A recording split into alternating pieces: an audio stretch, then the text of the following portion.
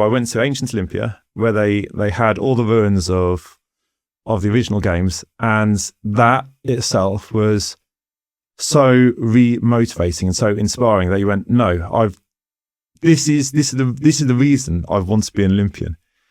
And you go here and you go, this is special. This is something so special being here in this place. Anyone who either wants to go to the Olympics or has been to the Olympics, just go there to really get a sense of the history of the place, where you can see the old running track, where they sort of light the torch every 4 years, where all that starts, and you can sort of see the size of it and the history behind the games. And it sort of just makes you go, no, you know what? I do want this. I really do want this, and I don't care. But I'm going to keep on going as hard as I can, as much as I can, so I can make an Olympics, whether it is in Tokyo, whether it had been cancelled completely, whether it's going to be Paris in the end.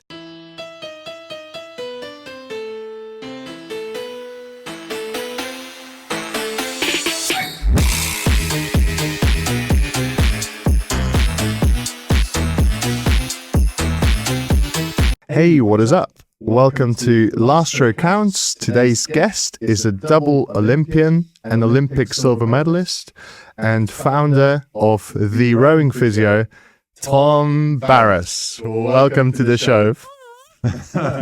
Thanks, Pete. Nice to be here, and to you, Tom, as well. Yeah, thanks for coming on. You were luckily here anyway today, which was good, and we made it happen. Looking back, I think I'm not sure we've had a sculling guest for a while. We've been going for a few rowers, Cox's coaches, stuff like that. So it'd be good to dive into that. Interestingly enough, we have another sculler coming on after this, so Pete's going to have to take the lead on this one. He's a bit more of a sculler than I ever was. Yeah, no, good. I'm glad the sculler's coming. Come to the line again. Sure, it's good. Look, I don't accept this scullers discrimination. I think sculling is where the sport's at, because if you want to be in a single, which is the ultimate rowing boat, it's sculling. It's not sweep. No, there is something nice about being in the single. It's just you sort of move yourself, don't you? You sort of feel everything that's happening, and it's you sort of know whatever happens, whatever the result is, that's yours. Yeah, and there's something really special I find about that compared to sweep. But that's coming from someone who's not really done a huge amount, apart from the maybe Burway Staines Boxing Day H races. But that's the once a year dabble when it's non-red boards. But what makes it good for you is what makes it bad for me. There's no one else to blame. Every wobble is my fault. I was going to say, Tom, you've lost me now. Talking about sculling. No, it's great. We actually, so just randomly, it just so happened that we're going to record 2 sculling episodes in a row, but we by no means are focusing on that level of technical detail. We try and sort of find out what you do, how you started, and what kept you coming back to the boat. Obviously, you've had a pretty illustrious career, which we'll get into. Definitely, but let's start where we always do, which is, how did you find rowing in the first place? I found rowing by seeing it on the TV. Luckily, It was a nice sunny day as well, which is always good. So I think it was Athens, to be fair. I think it's the Athens Olympics, seeing the 4 winning there. It looked like a really nice sport, really good weather. I love being outside. I used to live down by the coast, used to live sort of Bognor Regis way. So I've always been used to being around water. And then I suppose I never really considered it, though, as a sport. But then coming back down, more sort of Staines way, where I sort of grew up in the sort of second part of school, found there's a couple of rowing clubs near me and wanted to give it a go. And as I said, middle of summer, it's actually a really nice sport to be a part of. They don't pre-warn you about the 3 months later situation where suddenly gets really cold, really windy, really wet. But no, I think I sort of found a love for it fairly instantaneously. And I think a lot of that was actually down to the coaches I first met when I went down to Burway for my very first session. How old were you? So I was 10 years old. Oh, really? Yeah, no, okay. so I was super young. I was second youngest, joint youngest rower, newcomer into the sport. Who else? Morgan. When did we start? Yeah. I think she said, BW. yeah, I think she said she was 10. Cox is 10. Cox is quite roped in a lot earlier because there's never enough about. So the youngest athlete. Oh, there we go. Fine rowing. Champion. So you were 10. So you were 10 when Athens was going on? Yeah. Yes, I was showing 10 years old. I thought I don't know. Let me be sure it's definitely Athens, to be fair, and I said that's your sheet. But 2004. Yeah. Is that correct? Yeah. I definitely got that correct then, yeah. I thought it was Athens, I'm pretty sure it was. Yeah. We're just winding you up.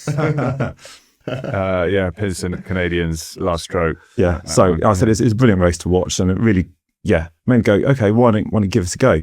I suppose I was the right size for it as well. I was quite a big kid. I suppose maybe about that easier.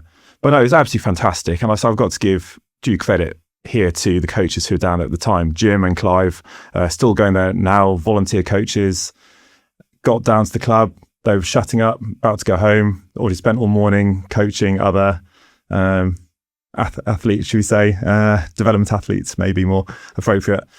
But yeah, they already spent all that time down there. And then instead of just going, unfortunately, like we're going home now, it's time to close up and go, they reopened everything up. They did a full tour of the boathouse. They sat me down on the rowing machine, go and take the first few strokes. And I think it was that warmth and family feeling I got from the club and got from them, which made me sort of really love the sport. There's something about a real community with rowers, which I think is such a nice thing to be a part of. And it makes you feel like you want to stay in the sport as well. So yeah, honestly, full credit to them. I put my whole careers really down to them. And because yeah, had they not opened up, maybe there's that chance I wouldn't have gone back another day. Yeah, that's awesome. That's awesome to hear. Yeah, and you're right. Like that is where you see, we're in so many different rowing clubs up and down the country, and it's a sport that's just run on volunteers, and the whole thing. As a rower, as an athlete, sometimes, especially if you take it more seriously, it's kind of their job to keep you away from that. You don't have to worry about loading the trailer and picking up the numbers and all the other things that go with running it, and they just kind of get on with it. And then you kind of come out the back end and you see that and you're like, oh Jesus, there's a hell of a lot of people, even just at events now, and just thinking like the amount of volunteers, all the umpires, all the stuff to do. You think this thing is just completely run by people who just got a love for the sport, which is really good. And that's the thing. And you're also not going to put any newcomers down, because you never know. In 3 years' time, they might be going for their first GB vest, either a coupe or junior worlds or something like this. So you never know. And people, particularly at a young age, they can still like have big growth spurts and things like that. And yeah, I would agree with you. In general, this is a very welcoming sport. So you don't get met with too much ego when you come to start the journey. We just all know that we're like complete weirdos for doing it anyway. So it's just like, welcome to the gang. That's very true. Yeah. So you're doing like, is that just like a summer session, or you just start doing like some just for fun over the summer? Or I'm trying to think exactly when it was. So I know I was in year 5 going on to year 6 in primary school. I think it just went down for a couple of taste sessions, Saturday, Sunday. 2K yoga? No, not anytime soon. As I look back at some of the scores I was doing, they go, wow. Like back then, just going past the 7K for 30 minutes would have been like, that's a really big thing back in the first year. I don't think I did that for another 6 years or something, but that was such a big thing at the start. So no, it started off just a couple of sessions a week, gradually grew. Were you sporty anyway, doing other sport as well? So I suppose I was dabbling between a few different bits and pieces. So I quite enjoyed playing tennis. I probably wouldn't say I had quite the reaction times, or was probably not quite good enough to be good at that. Again, it'd been a lovely sport to be a part of, I think. I always really enjoyed it. We'll have a game. Yeah, no, maybe not. Maybe swing ball. Maybe go something like that. haven't played for a while. But yeah, no, I said rugby a bit at secondary school as well when he first went into that. But otherwise, I know rowing's that's what I've done for so long now. You said you were hooked really early on. At what point?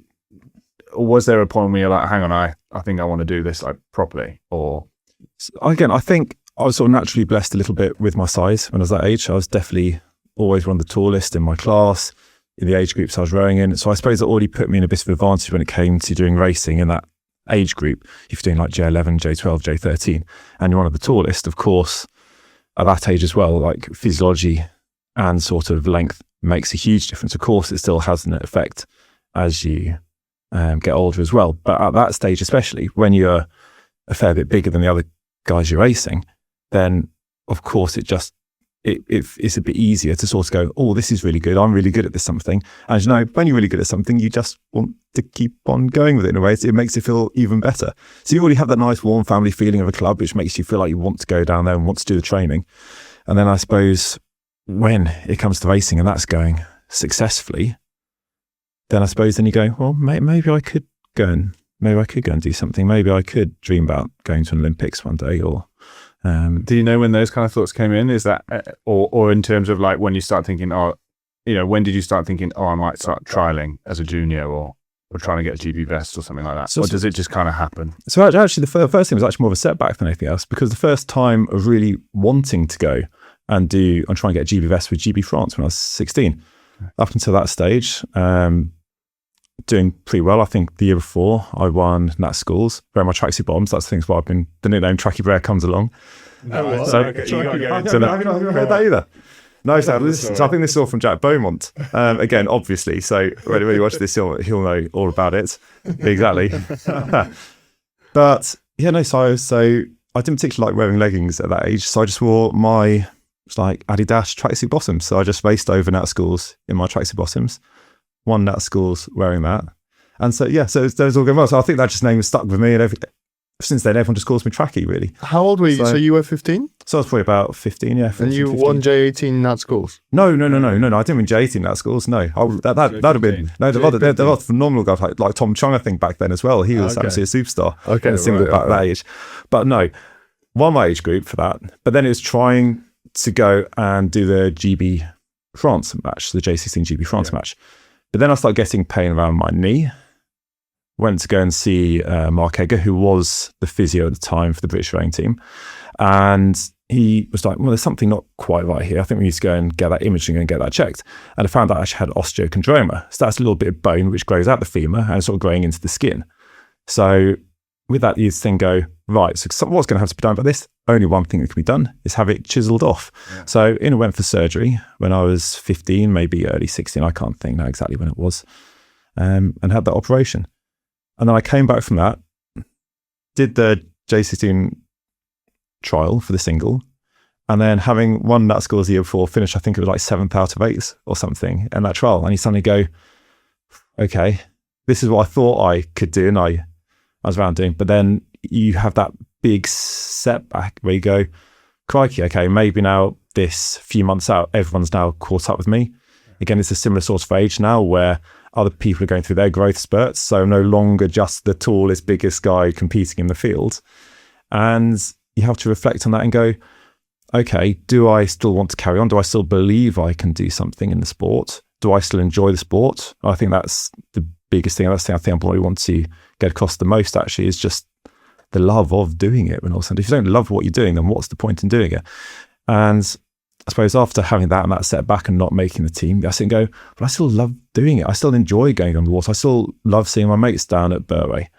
So that wasn't a hard decision to carry on rowing, but it's more the case of just trying to build myself back up into a position where I felt that I could then go the following year and actually be in a position to go to the Coop or go to Junior Worlds. Yeah. And how did that go?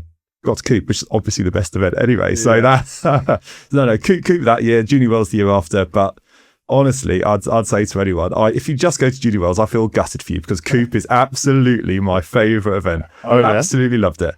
I don't know why. Don't ask me why I loved it. I think there was just something really nice about going there. You're part of a team. It feels relaxing, but at the same time, you raced twice, so you can get 2 sets of medals, right?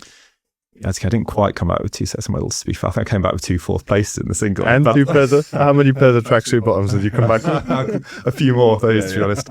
A few more of those. I think it's similar to other sports of being in the B team. So you're still in the team, you're still getting to go and race, you still get to put your vest on, but the pressure of being the top performer is off. I think, and I hear a lot of people say about Cooper about the same thing. That maximum level of pressure is off, but it's still essentially the same style of competition. Yeah. Yeah. So when did you ditch the trackies? Sorry. I probably ditched the trackies when I went into the team, and I thought, well, they're probably not going to be too happy if I'm just rocking up and down wearing tracksuit bottoms. So when did you actually stop rowing with tracksuit bottoms? Sorry, this is so off topic. No, I'm pretty sure I wear tracksuit bottoms when I was at uni, to be honest with you, when I was training there. I might not have done it as much at Leander. I think by that stage you sort of just get. I think I got ripped everywhere for wearing tracky bottoms, to be honest with you, when I was rowing. I did but at the same time, I had the opposite situation. The first time I went and rowed at Boston trials, I'd never rowed in anything more than just my all-in-one. I didn't know that you could race in more than just all-in-one, but it was Boston in November and it was snowing. I got up to the start line and then someone shouted, get ready. Obviously, if you know, that means wait another half hour. I didn't know what I was doing. So I just got, everyone else has got hats on, long sleeves, leggings. I was just in the all-in-one. Everyone's laughing at me. I did come nearly last. I think I came one from last. No, I think I came last. 257th in my first early ID trial. Yeah, That was a that's long quite 5-hour drive home Isn't with just me and my coach in the minibus. If you had wore tracky bottom, Maybe. No. So I've got a different trick for the Boston race, to be fair. The trick for Boston's going on the swing. On the swing. There's the swing at Boston. The warm-up. The warm-up. The warm-up playground. The warm-up playground, absolutely. Again, something else everyone laughs at me for. But I tell you what, again, there's something about being on that swing. You can just almost feel that same movement, just get in your own headspace, I find there. And almost that idea of just like press the legs, hang off it, and you swing forwards and backwards. Look, everyone will laugh at me for doing it. No one else has ever joined me on the swing, I don't think, to come and warm up with me. But it's something I've always done. And I don't blow my own trumpet here, but Boston's always gone fairly well for me. So if anyone actually is looking to do that, give it a go. See how it goes for you. No shame in it. And if someone says, what are you doing? You say, I'm just doing the Tom Barras. Exactly. Put it all on me. you've got an Olympic medal. If it works for you, it's a legit thing. I mean, as well, like just like there's so much pressure and nerves there, just having a minute to just remember to have fun, like you were saying, like enjoy what you're doing. I think maybe that could be a minute just to bring it back to like, this is just fun. The swing is fun. You rowing is don't fun. take it too seriously. Just get on the swing. Everyone else might be laughing, you're waving at you, going, what on earth are you doing? You just sit there going, you know, I'm just really happy. I'm just really enjoying what I'm doing. It's going to be a miserable 5K in 20, 30 minutes. Why not just enjoy yourself a little bit, now as well? Yeah. Well, obviously, you as you mentioned on the start, obviously you love rowing. So there's like one of those ways that you get to enjoy it. So like, yeah, we'd love tips like this, like share your passion. This is fantastic. Next time anyone's at Genuinely. Boston, there'll be like a queue for the swing. I hope so. I hope so. Make sure you tag @the rowing physio on Instagram when you do that. That's why I see it. So then 20, I think it's 2012, didn't you? Then you made Junior Worlds. Junior Worlds, yeah. Yeah. And at that point, are you still like, is it all sculling? Have you tried rowing as well? Or sculling's really... No, so I'd always done sculling actually at that stage. It's always something I always felt like I wanted to go and try and do a bit of sweeping. I think just naturally, the way my career went, it just ended up staying sculling. I went to a university which focused more on sculling than it did sweep. So I went to Cardiff University. Their aim was to come and try and do a quad and try and make that go well. And to much, I think we do fairly well in that quad actually as well, with a few other people who did some pretty good things after as well with that. But yeah, sweeping is always something. It's always one thing I sort of regret not maybe trying a little bit more. I meant to. I know this is probably going forward in the story a little bit more. But initially, I had that period of time off after Paris. I was thinking about going back and trying to get back sweeping. I did start doing a bit of sweeping at Leander, but then I sort of just fell back into sculling again. So who knows how it would have played out. But Sculling went all right, I think. Yeah. I'm actually, I think sculling was probably a fairly safe bet for me. So 2012 and juniors was in the quad, and then under 23s you did the quad twice as well.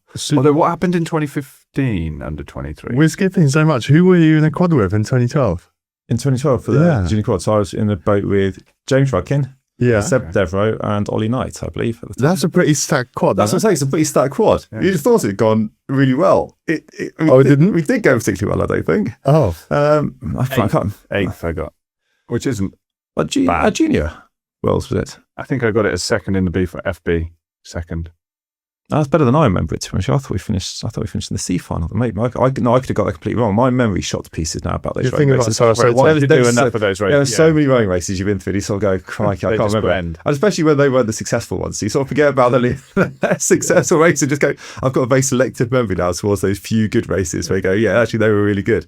It's nice. No, that's a stacked quad. And then after that, you were off to university, right? After university, went off to Cardiff University. So again, for me, the idea was that I wanted to have something I could fall back on if I sort of picked up any injury, whether I wasn't successful in the team. So I thought, again, naturally for me, I had my injury as well when I was 15, 16. And I thought, actually, I really was inspired again by Mark Egger. So I'd seen a GP before, they didn't know what it was. They said I'd go and see a physio. So actually having a physio came along and diagnosed me really and just went, well, actually, no, there's something not right here. Go and get this seen, go and get this checked out. Made me go, oh, well, okay. Actually, it's a way that I can still do quite a practical vocation, which I quite enjoy. I quite enjoy doing stuff and I quite enjoy talking to people and seeing different people. And it sort of, again, was just something I really like the idea of. Based on that experience, you were like, that's something I'd like to do. I'm going to go to uni and do it. So based on that experience, I looked into physio a bit more. Yeah. I did work placement at Ashford Hospital. really enjoyed that there as well, and learning a bit more about the profession. And then I went, yeah, actually, I think this is probably the degree for me. I think as well, I looked at it and went, there's so many different avenues you can go down with physio, which again, for me, it just stops things ever getting too boring and monotonous, really. It's that case of, okay, I can go down MSK outpatient physio and go down neuro physio, I can go down respiratory physio and go and work with children, you can go and do community physio. There's so many different options available to you. You can help vets, you can help older people in nursing homes and things like that, of course. Well, that was actually a really fun placement, that one, to be fair. We did a falls placement. It's again, so if anyone's having difficulty with their balance or having falls, look at the Otago exercise program is what I'd say. Have a look at that. Google search Otago and go and run through that program. There we go. That's a little snippet if you're falling over a little bit. If you can't keep your single balance. Yeah. So based on what you said, it sounds like at this point going to uni, you're sort of thinking about trying to make a go of rowing. Was Cardiff a choice in that as well? Yes, it was. Yeah. No. So my careers advisor at Esher College knew the coach, Ian Shaw, who was working at Cardiff at the time. Oh, shout out to Ian. No, Ian's great. He's so funny. He's so funny. If you could ever have a conversation with him. So again, he'll tell you all about when he became performance selector of Lithuania and bits like this. So he's probably got a whole load of stories he could share. I'm sure you're more than welcome to share those as well. I'd have to get him on. Yeah, he's got some. Yeah, that Lithuania thing did not go well. That sounds. I've already had the lowdown from that off him last time I saw him. But anyway, we'll leave that for him to tell us. But no, so I had a chat with Ian. I had a chat with the guys at Cardiff Uni Sports as well to see what they offered. And I tell you what, they were so supportive. Again, it's university. I think generally speaking, I go with my heart with a lot of things. I felt my heart with rowing. I felt my heart with physio a little bit, and I sort of felt my heart when I went to Cardiff as well for the first time. Beautiful city. Everyone's really friendly there. It felt really welcoming, really down to earth. The course, all the tutors, the lecturers there, the support staff. They're all doing their absolute best to try and help you as well with everything. In terms of Cardiff Uni Sport got me a job working in the sports centre there as well. So it's just every little bit they could try and do to help, or giving you extenuating circumstances sometimes where sort of the rowing has to come before a couple of the coursework bits and pieces, which is always a nice bonus of doing sports for good level, is you get these little extenuating circumstances occasionally where you get a little bit of extra time when you're assignments on your assignments, which is never a bad thing. But yeah, no, I sort of fell in love with the place, and yeah, made some really good friends there along the way. And that was it's quite a few names at the time as well from that kind of squad. Yeah, Josh Bugg, yeah. So Robbie Massey, I was with at the time as well. Matt Native, Jack Thomas. I said these, just naming a few people. Even in the women's team as well, you've got Becky, you've got Helen, you've got again a couple of people who've gone on to do some quite decent things within rowing as well. So we had a really good team there. We had a really good team. It was quite a small team.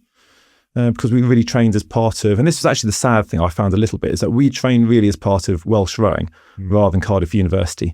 So again, one thing which is always a bit gutting is never managed to do the Welsh boat race. That's always a bit of a thing where you go, that I think would have been a really fun thing to go and jump in and do. But then because of the restrictions on going, we actually train with Welsh rowing rather than Cardiff University, it means that you can't then take part in this. So that's always a little bit of a sad thing where you go, it's been really epic to have been part of that. But you know what, there's loads of other opportunities we got with Welsh rowing, which I wouldn't have had if I was just rowing with Cardiff. Yeah, you picked up a vest, didn't you? Rowing for Wales. Yeah, I did. Wales. No, so I'm definitely an adopted Welshman, I think. Yeah. Not that I know many Welsh words. I've learned how to say Llanelli though, so hopefully that's something I have been taught. That's just one of the guys who I used to be friends with at university. He used to live there. So it's just a place outside Swansea. Oh, right. But it's spelled like Llil. Yeah, I wouldn't tell you how to spell it, no. Well, otherwise all I learn is basically Araf, which is slow, because that's what you see as you're driving into Wales, and Pedwar, because that's where I used to sit in the 8. That's 4. You know what? Up until today, I actually thought you were Welsh. Until I asked you to... You're not the most Welsh-sounding person here. You probably had. Sorry, Cadell. Which is not true. But you weren't Welsh enough to do the Commonwealths, because that's when I went into the team with Ian. You did it for England, didn't you? the Commonwealth Regatta. Commonwealth Regatta. I did actually. Yeah, I completely forgot about that as well. To I was having a chat with Pete earlier. I completely forgot that actually I had done. You told me That's what I mean. I completely forgot. I completely forgot about that one. No, they mentioned it though. Yeah, I did. I did doing a lot of ribbing, obviously. That's at Strathclyde. Yeah. That was a fun event. That was a fun event. What did you do? I don't think I did double, and then we did the mixed 8. Oh, you're in the mixed 8. Yeah. Oh, so you lost to us. So you have swept. I said I've dabbled at sweep. But you know, as we scholars always say, they just put one all in our hands, and you know, it would just be too easy, wouldn't it? So, so we don't make it harder for the sweepers. Bless them. Who did you run a double with, if you can remember? Yeah, Robbie Massey. Okay. Yeah. Right. Yeah. Again, it's one of those things though. It seems to work really well in the quad, but then this is probably me. This is probably the reason I've never ever been in a double in my whole career. But yeah, I don't think doubles are my forte, and that I don't see the double went particularly well. So we worked really well in the quad together, but in the double, I think it's probably more on me than it is on him. That didn't really take off. Too personal. I got you in the double once. 2025 Barras World Cup. And how did that go? That went all right. 2025 Barras World Cup. Yeah. It says you came second. So maybe B final. That's probably B or C final again. Oh, okay. Yeah. Oh, maybe I got that one wrong. Yeah. No, I definitely haven't won No. Doubles. Anyone who knows me will know that doubles are not my base. It's either single or the quad, I think, really, for me. And that's basically my whole career. So coming into uni in 2012, you probably graduated about 2015? Graduated 2015. So obviously that 2014, that was going into the final season. What was kind of your outlook on career? Did you have plans of like, hey, I want to go and train at Caversham, or this is what I should do next? Or maybe you considered another degree, which is not too uncommon for sort of medicine/physio students? Yeah, so I wanted to see where we could go with rowing as well. So I wanted to try and give that a good go and try and do that a little bit more full time. Of course, I had to work as well. So it was really fortunate in a way. I must say, sometimes it's actually happened with my career. It's just been sort of quite lucky in that respect. So I need to be really grateful for these opportunities that come up. But there was a part-time job, purely MSK outpatients in Maidenhead. And I thought, well, that's brilliant. If I'm living in Staines at the time, living at home, I can then go and train at Leander, during that sort of next step on, which I know when I was younger as a junior, I was always like, no, I never want to go to Leander. I never want to be that person. I want to be the small club guy. I always want to be Burway and I want to stay there and never do the Leander thing. And then it came to the stage where you go, well, actually, if I do want to make it, probably might have to make that leap and make that jump. And I must say, you do see the difference, I think, really. When you go into a program like that, you're training with loads of other world-class guys as well, who are all on that sort of just that rung below the national team. And it really does push you on a little bit more as well. But it worked brilliantly. So I could drive to Henley, go and train in the morning. Then I'd come back to Maidenhead, go and work in St Mark's Hospital there in the afternoon, evenings. And then, come back home and repeat that over and over and over again. I had no idea you lived in Staines at the time. No, do you not? West Side. No, I must say, it's always one thing that's bugging the Staines. They've now changed the name to Staines upon Thames. They did a survey at the time because obviously they wanted to get away from the connotation of Ali G. They went, oh no, we don't like this. But so they sent out this survey to everyone. They must have only had I think it's only a few hundred people responded to it. But because like 70% of the actual people who responded, this is out of a population of 50, 60,000 in Staines. But because the majority of the respondents said they want to change the name, it's now changed to Staines upon Thames. I think most other people just could not give a toss really when all said and done. And I think we're all quite happy with Staines, but there we go. That's just a bit of an adjunct from the rowing we're actually here to talk about. No, that's good. That's what we're here for. I love this side chat. This is great. Yeah, so under 23, 2014, 2015, 2016. So 2014, 2015 was in the quad. Yeah. I don't know why, but there's no result for 2015. Yes, 2015 then I think was the time where Andy Joel, he got ill whilst we were in Plovdiv. And again, I must say, there was this year actually, the next year, which did really make me consider whether I did actually want to carry on rowing or not. Because I suppose as an athlete, you've worked the full year to get into a position. You've then been selected to go to Junior Worlds, or not Junior Worlds, Under 23 Worlds at this stage. And it's this really big thing. You feel so proud to have done this. You've been all this hard work. You made so many sacrifices in a way to get there. And then we get to the Under 23 World Championships. Andy Joel gets a tooth infection. So he's in bed. He's got ice all over him. Basically, he can't do any rowing at all. Yeah. And we have the conversation that there is nobody else who can jump in the boat. And we're sitting there and going, well, what do you mean there's no one else who can sit and jump in a bow? Jack Jack volunteered. So Jack asked to come on there, and they went. So Jack even said, even if I just sit in there and I just paddle over, at least then it gives them the opportunity for 1 day, 2 days later, Andy might recover and he might be able to race, even if it's a B final rather than A final.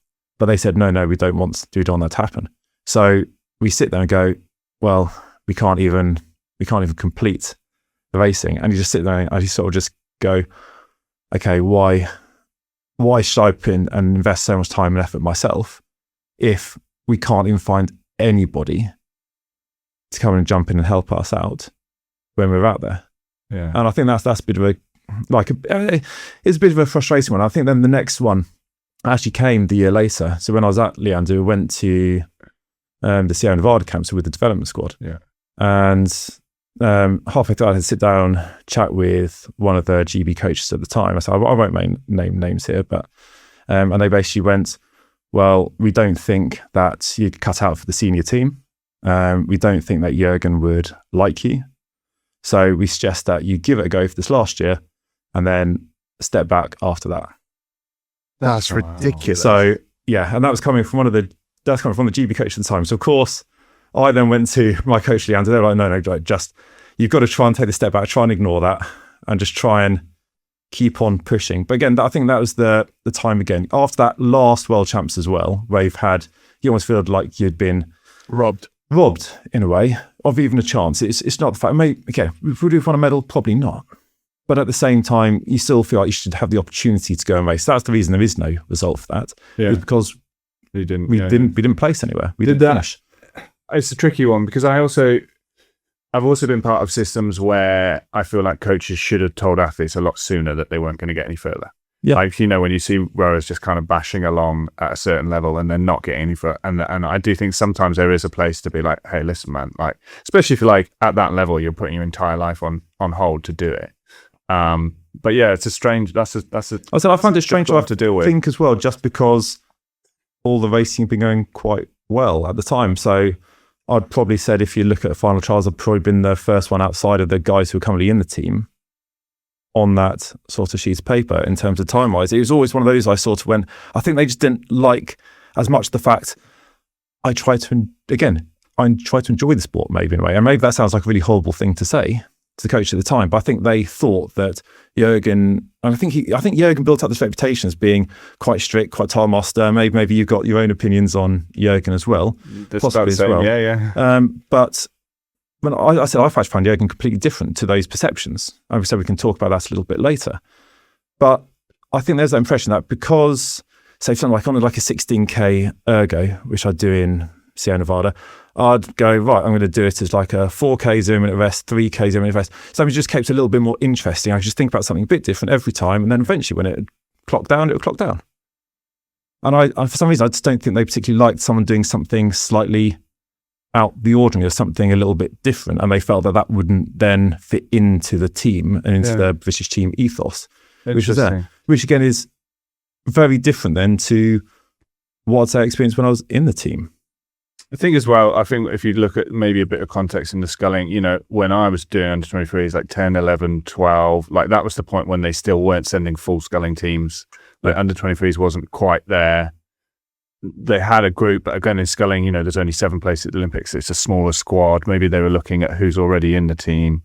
But that's like, that in 2015, you're like, well, 2016, there's probably a few people going to quit. So but anyway, did that influence why you then went in 2016 in the single?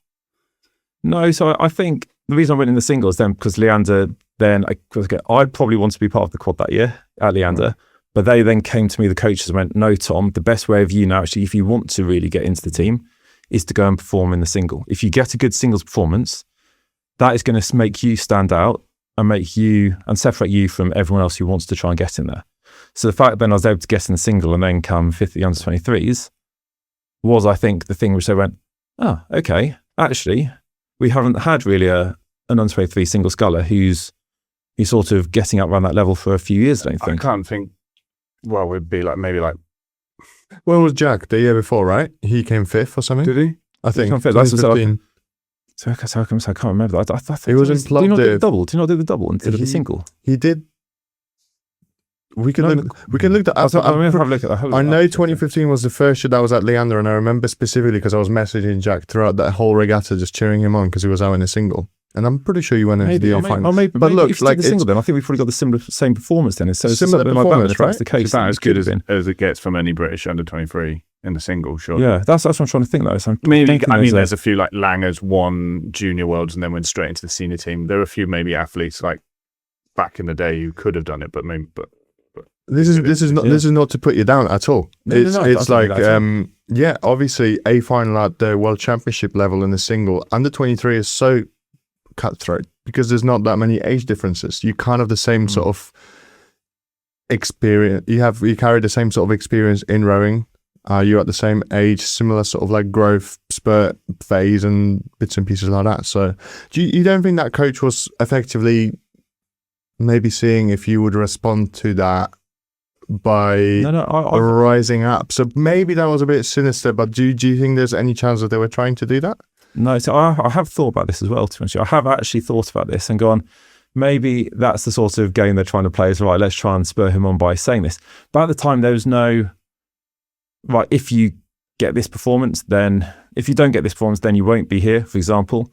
There was no sort of boundary. It was more the case of enjoy this last year, then we suggest you step away. It was pretty cut and dry from the conversation I had. It was definitely more a case of, we think this is your last year, don't bother carrying on. Was that coach at Worlds? Did they see you come through? Yeah. I'm trying to think. Or like in general, like what? Yeah, they how must did have that done. then change? Yeah, they must have done, to be honest. They must have done. After that result, what changed then? Because then you get into the senior team. Again, right against the senior team. Again, for me, I have a very different relationship probably with Jürgen. I think actually Jürgen I've always been one again. I'll go back a little bit. I've always been one to go and ask questions. When I was doing bucks, I saw Jürgen. I thought, right, you know what? I'm just going to go up and ask him a question. I'm going to be like, right, Jürgen, how do I go quicker? And I actually fully respected the fact that some guy, he didn't have a clue who I was at the same time. Yeah, I might have already done a couple of other threes. He did have a clue who I was. But at the same time, he was willing to just give me a bit of time to go, okay, Tom, it's all about the length. It's all about just that distance per stroke and the length. And I go, fine, you know what? Brilliant. The fact actually taking the time to just sit there and actually give me an answer, talk me through it a little bit, I loved. And I think he sort of appreciates that a little bit when I got into the team as well. I think because there's always that little bit of fear around him, a lot of people didn't actually want to go and talk to him, ask him questions. And I think because he was sat in his office quite a bit, he maybe felt a little bit shut off and people thought, I don't want to be sort of the brave person who goes here and asks the wrong question or says the wrong thing. Yeah. Because, again, I suppose he is ruthless at the same time. I think we can all probably agree that he has to be a ruthless operator in order to have the success he has had. But I felt I learned so much from him. I'd say he was absolutely fantastic in terms of I felt like I could go and ask him questions. So how can I do this? What the reason are we doing this? Is there any better way we can look at things? He enjoyed the fact that for my 5-kilometer ergo tests, I'd be going, right, so I've got my breakdown of my splits from every 500 meters from my last piece, and I'd write them down, and I'd lay out, I'd plot them all down, I'd have them on sheets of paper in front of me, stick it on the wall, and I'd just work off that, and I'd go, right, that was my pacing last time, so I know exactly how I can pace it to get a good split now, and from here, I can now just see if I can step on a little bit in certain places where I know I was feeling good or where I wasn't feeling so good. I can just back off a little bit and try and build on that. And I think it's those little things which, yeah, maybe under 23 they weren't so keen on because it was something a bit out of the ordinary and a bit out of the blue, going on the swing, doing all these like funky warm up bits and bits like that. They might have looked at it and gone, oh my goodness me, let's keep this guy away from anything serious. I don't know. But for me, I always took it seriously, but I just wanted to enjoy doing it at the same time. And I actually think Jürgen didn't mind that. I think he actually quite enjoyed that. Yeah, he called me, I think, Nick's rucksack when we went to the first British Championships. That was actually in the double two. I've actually run that. I think that's probably the reason he called me the rucksack. That Nick probably pulled me along for that whole race. Who were you with? Nick Middleton. So yeah, he has to say he doesn't lose. He was an awesome crew sculler, was Nick. Yeah. So yeah, no. So I think I probably was his rucksack for that, but. I said it was just this. I felt that Jürgen also loved the sport and enjoyed the sport. And I think because of that we sort of bonded a little bit. The fact we could take it seriously and we wanted to achieve, but at the same time we could also look at novel ways of doing that. Yeah.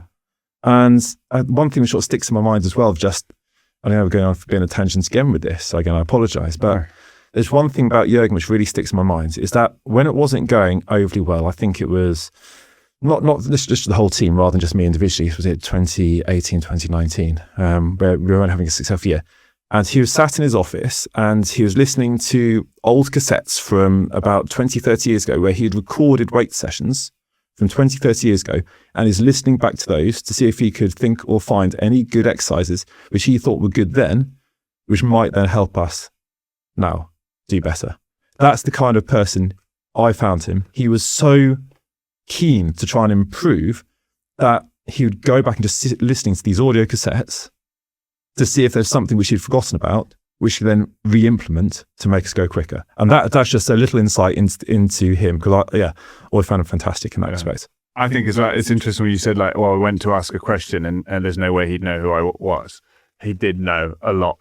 So after my first under 23s, then we went, a few of us got invited on the senior Sierra Nevada camp. That was before they started doing the under 23 one. And straight away, he was maybe he'd researched us because we were on that camp or whatever, but he knew, I went from Leander with Satch, he knew our erg scores, he knew where we'd come, he and I've heard other people talk about how you would be surprised how much he knows about not just the senior team, what was going underneath. But yeah, so 2017, you went into the senior team, but did you just get the call up, post Rio, or did you have to kind of trial and work your way in? No, so I got invited as part of a green fuss who came through it's almost a bit like development guys coming through whilst they're waiting to see post-Olympics, see which guys are returning, which guys aren't returning. So there was I think it's three scullers who got invited up there. It's me, Fraser, and I can't for the life of me now remember who. Fraser Christie, yeah. And I can't remember for the life of me who the other guy was. So I feel really bad now I say this. Nick. No, Nick. No, Nick was already well within the team. Yeah. How long he was at Leander at the time? I don't think that Leander, no. Don't think it was John Stimpson at the time either. It could have been John, but I'm not sure if he was then or another time. I'm not sure. So that's also after the Super Worlds in Rotterdam. That's 2016 we're talking about. No, 17 now, post Olympics. Right. Yeah. 2017 first year at Caversham. How was that? Experience.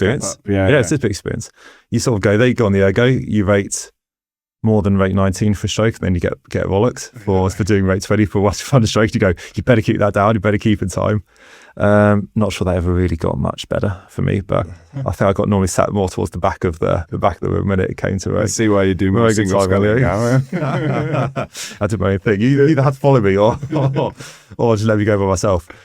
But no, it is, of course it was a step up, but it was really good actually. It was really good. It was a really nice team. I think there's a lot of excitement about the way sculling was going at the time as well. Of course, that previous Olympiad where we had the quad, which sort of won the first ever world's medal. So that was brilliant as well. Then he had he had Johnny returning the double as well as the Petes, the Grahams, all coming back into the fray. Obviously Jack and Angus I rode with a fair bit later. So I think there's already a little bit of excitement coming with the sculling that we were sort of going somewhere that was actually getting to a place where it was going quite well. So again, it's already excited to be part of that team. It's excited to be part of the bigger team as well. I do remember having to do, and I'm glad this sort of went, having to do the laps around Bisham in the morning before weights. I don't know if you ever had to. You ever had to do that? You never had to do that. Yeah, we had to do laps around the outside of Bisham as a warm up. And so much I'm glad that went. I hate running. Yeah, I hate running, especially that time in the morning. And you think just poor weights as well. And sort of always the sad thing is it always eats into that morning. Then weights always finishes later, which means then when you're heading over towards Caversham and then you have to get stopped because of Theresa May's security detail going through on her way, on her nice leisurely wake up call at 9 o'clock to go to Downing Street. And so you get back, you'd be sort of pushed for time at breakfast, that'd be running late. Then you're either going to have to try and have a short break to try and crack on a bit earlier with the session, or you're going to have to push lunch back later. So those are things I don't miss, but actually the whole feeling, the whole vibe, I'd say within the squad was quite good. So it's definitely a step up. You definitely sort of have to push on your split. Yeah, I definitely got told, my 30 minutes was just not acceptable. I really had to improve that. And actually what I'd say is that's probably been the biggest thing I've actually stepped up on. So the one thing which they told me at the start, that's not good enough. I probably went in with a 143, 144. I think going there went, no, that's not good enough here. And in the end, I finished with about a 37. So split. So half. Yeah. So as I said, for a guy, so when I was weighing about 90 kilos at the time, actually going, that was a pretty big step on. So the things they did tell me to work on, I did work on it to get better. 137. Disgusting. That is for the bit, mate. Yeah, no, that's definitely have a Coca-Cola afterwards. That's something like get that sugar back in straight away. Yeah. Wow. I remember Al Sinclair telling us about the 2016 when that just like the majority of the squad was knocking out a 9K on a weekly basis. Like it wasn't who's going to get a 9K. It was like how many people. Yeah, it's crazy how it's moved on. Yeah. Yeah, the bar almost reset and it's like, okay, now this is the next big thing, this is the next big thing. But didn't Tom Digby do like a 135 or something? I don't know if it's even quicker than that, to be honest with you. But it's nuts. And now there's more guys supposed going up towards the 9K in altitude as well. And we just see those and just going, yeah, when you see like the Mo's, the TGs doing it, as you go, so I think some of the other guys getting super, super close now as well. And you're just going, that is revolting, to be honest with you. So, 10-year-old kid watched Athens in 2004, dreaming about going to the Olympics, dreaming about going to row for the senior GB team. 13 years later, you're there. How did it compare to your expectations? Yeah. I know you already said like compared to Leander and Cardiff, but like for that kid, what was that like? It's amazing. To be honest, it is amazing. There's always things where you sort of look back and you go, I wish they'd done that a little bit better. I think then again, when you compare it, say, going to an Olympics and sort of how Team GB handle the whole announcement days, kitting out days, all that side of things, photo days, and you think, wow, you are made to feel truly, truly special. And that is just an unbelievable feeling. Don't get me wrong, you don't get that with British Row. They're not quite at that sort of level. They try, but it's just not in the nice way. But as far as you get anyone doing it, it's not the same. It really isn't. The nicest thing they probably did for us is one year we went on a training camp to St George's Park, and they ordered all of us England shirts with our names on the back. So we went into the locking room. We go into St George's Park locking room where the England football team trained, and there's all the football shirts, all our names on the back. And I thought, now this is probably the nicest thing they've ever done. This is absolutely brilliant. That was such a cool moment. But you sort of think, well, why don't they do that every year just in Caversham? Why don't you just go into the locker room and there's your sort of kit hanging there or something like that? And there's just this big day where they're really celebrating you doing that. In fact, it's sort of, I said, as an athlete coming through, you're like, wow, this is my first bit of senior kit. This is really good. But you sort of just go, but they could have made it like 10 times more exciting and 10 times better by just doing these little bits. It's not much. It's not much at all, but it's those stupid little things that in a way, where as an athlete, you even go, that's even better in a way. Yeah. So that first year, so you did a World Cup in the quad, got bronze. Yeah. Then Europeans in the quad, fourth. Yeah. And then for Worlds, find yourself in your first year in the senior team in the single. In the single, yeah. Did that feel like a lot of pressure? Had you raced a lot in the single already? No, the single I felt for that year, I probably felt the most confident I've been in the single at the end of that year. Because of racing, I think the single is one of those boat classes. I'll probably find this a little bit more as we go through my career.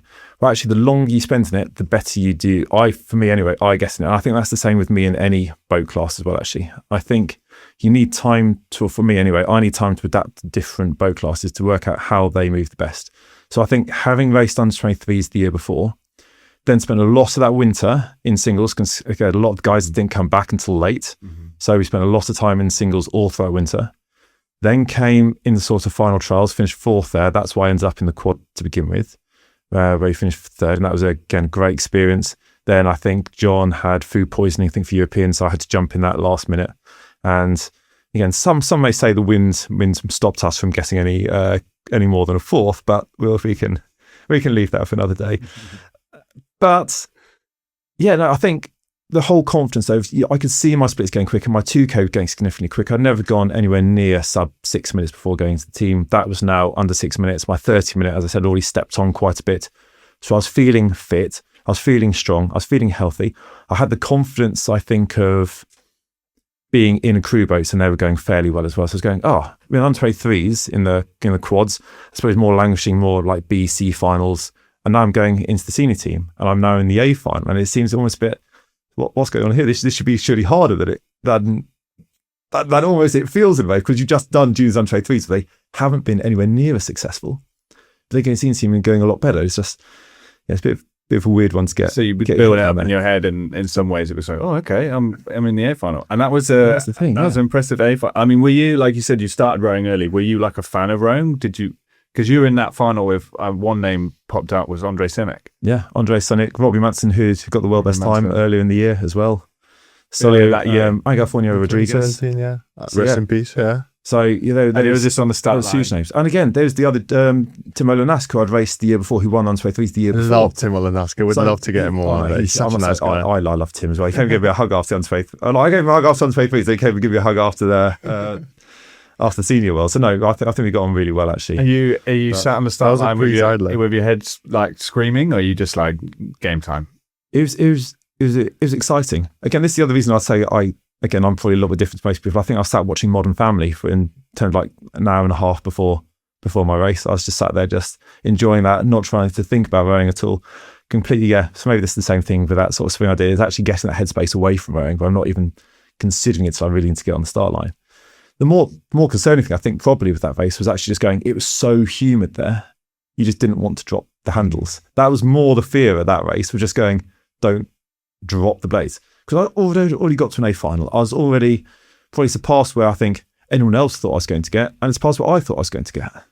So again, it was already really exciting. I'd already beaten Robbie in the heat. Now, don't get me wrong, I think he had I remember he had a rib stress injury early in the season, so it might have put him back a little bit, to be fair. But again, those things do happen. We all have to sort of go through. That was always like flying around like wildfire, like around the WhatsApp groups and everything. Like you're like, yeah, no, like Barras is on it. Like this is sick. World Championship, yeah. Yeah, well, beating Robbie, yeah. Okay, yeah. And then in the final, so then how did that final go? Oh, the final was brilliant. It definitely was. Actually, I'd probably say the start of the next season probably where I think I was running the best in the single. But that it just felt so good in a way. Don't get me wrong, it was a bit of a crosswind at the time as well, which always makes it feel a bit more lumpy. The rest of the week had been beautiful. It'd been lovely flat conditions. Don't get me wrong, I then put myself in the best position to get a good lane, which again was a win for that sort of final as well. But I suppose I'd earned that by what I'd done in the previous heats. So yeah, be able to come up against the likes of Andre. These are people again you sort of look up to as a kid, and you go, "Oh my goodness me, I'm racing this guy now, this unbelievable athlete who's been here for so long." Yeah. Angel as well at the time, what a phenomenal athlete. Obviously, yeah, rest in peace now for Angel. But those were two formidable athletes at the time. Robbie Manson just at the world best time. You're thinking, going, I'm really up here racing against these guys, and it's more just 36, and it's more just the excitement of it. It's more just the excitement of being there, doing that, and being in that race. And I must say, well, there was a little bit. Maybe I should admit this on a podcast day. There was a little bit in my mind though. About 500 meters to go, and Damir was sprinting back. I was thinking, God, if I just hold on to this, not only do I win a medal, I also get an extra like 2 bands of funding increase as well when I go back. So there's that extra little bit. So I really should admit this here as well. And they go through your mind going, are we going from actually being on like a CD grant to suddenly being on an A grant? That's a huge difference in terms of like lifestyle and everything else. That's that guy Damir, obviously Olympic silver from Rio. Yeah, we completely forget about Damir at that stage as well. Yeah. No, that's absolutely amazing. That's interesting though, because I think I've talked about it before. We talked about it in the context of when you're rowing as a professional, those things come into your head. So like the result that you get at the World Championships can directly affect how much money you make next year. Yeah. And I think for a lot of people that adds a level of pressure that maybe they haven't experienced before. But it's interesting hear you talking about it and talking about the things that would make a lot of people really nervous and just being like, actually, I'm going to turn this into excitement. Like, how exciting is this to be here? Like, these are my heroes. This is so good. This is so fun. It's such a great way to listen to you basically like work the nerves out in your own sort of way. I think in a way that was the freshness of youth as well. When all said and done, it's supposed to be my first year. There wasn't that expectation there. I was enjoying my sculling. I thought I was sculling really nicely.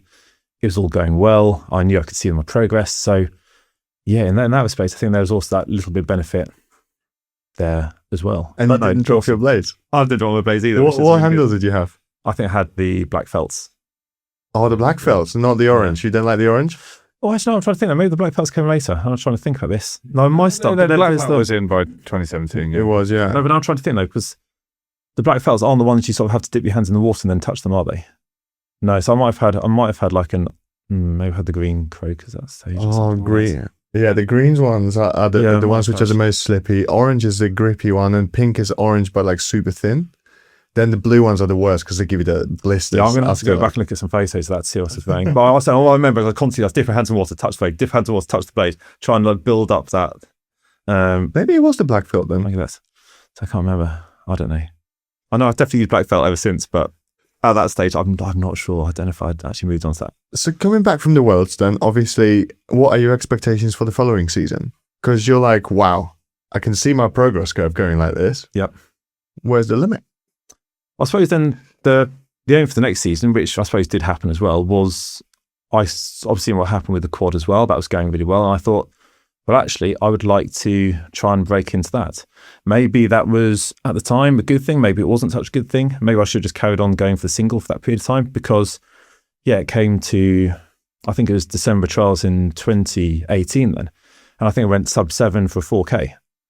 So sub 7, 2K up, sub 7, 2K back. I think I won that trial by a huge margin. And when I look at that, I'd always go, why can't I scull like that anymore? That was really good. So I don't know what happened to my technical ability since that moment, but that was an epic. That was I was sculling in a nice way. I thought I was sculling really well anyway. So I think probably the times would reflect that as well. But I always saw the single as probably being a harder boat class necessary to win. Again, you can have ups and downs in it. Again, there are periods of time where you can even look at someone like Damian Marson as well. And you can look at Tuscus at the moment. You can see they'll do one race and they could be B or C final and do another race and they'll go and win it. Yeah. And it's those ups and downs in a way. You can be 5% off in the single and you'll be in the C final. If you're 5% off in a crew boat, it might not matter as much because you've got other people still operating 100%, or vice versa. You can still be 100% and one of your crewmates could be at 95%, but it's still going to make a lot less difference in that boat class compared to being in a small boat. So that's what I found anyway. I was going to ask that as well because doing some research and looking at your stuff, and then also because we're going to be talking to Sam Townsend next. So just basically looking at sort of British sculling results, they do seem to be a lot more spread. Like even so, look at your 2018 World Cup 1. You won it. World Cup 2, 7th. Yep. World Cup 3, you won it. And then World 7th. Yeah. And like... Europeans as well. I think we finished 6th as well. Yeah, there's a lot where it comes up and down. And maybe I'm wrong, but you tend to sort of think in sweep boats, we're a bit more consistent. Like it doesn't change as much. Do you think that, like what you said about the single obviously being in generally like more difficult to perform perfectly every single time, but do you think there is something different about sculling that inconsistency, or do you think that the elusiveness of perfecting it just is maybe a bit harder? I don't know in that respect. I think I said for me the single is one of those boat classes where the more time you spend in it, definitely the better you get in it. I think that's, again, it's probably the same with every boat class as well. And for me, I suppose from the outside, again, you'll have more of an opinion on this probably than I do. I suppose you always look at the sweep side and we look at it's a lot more consistent. Yeah. In terms of selection year on year, there's a lot less changes. If that's what it feels like anyway. Whilst with sculling, it always feels like we're trying to just slightly reinvent the wheel every year with selection, who's in what boats. And we always make too many changes for its own good. Whilst it always felt, when you watch the sweep team, there might be 1 or 2 changes in an 8, there might be 1 change in the 4, it might be, again, obviously the pair's a little bit different again, of course. But with those boats, it always felt like there was only tinkering ever being done year on year to try and make it better. Whilst I suppose then we look at the quad where I went into in 2018. I started off in the bow seat, John was in the stroke seats, won that. They thought, I won that by a big enough margin, so let's now change that around again, so let's just swap us over.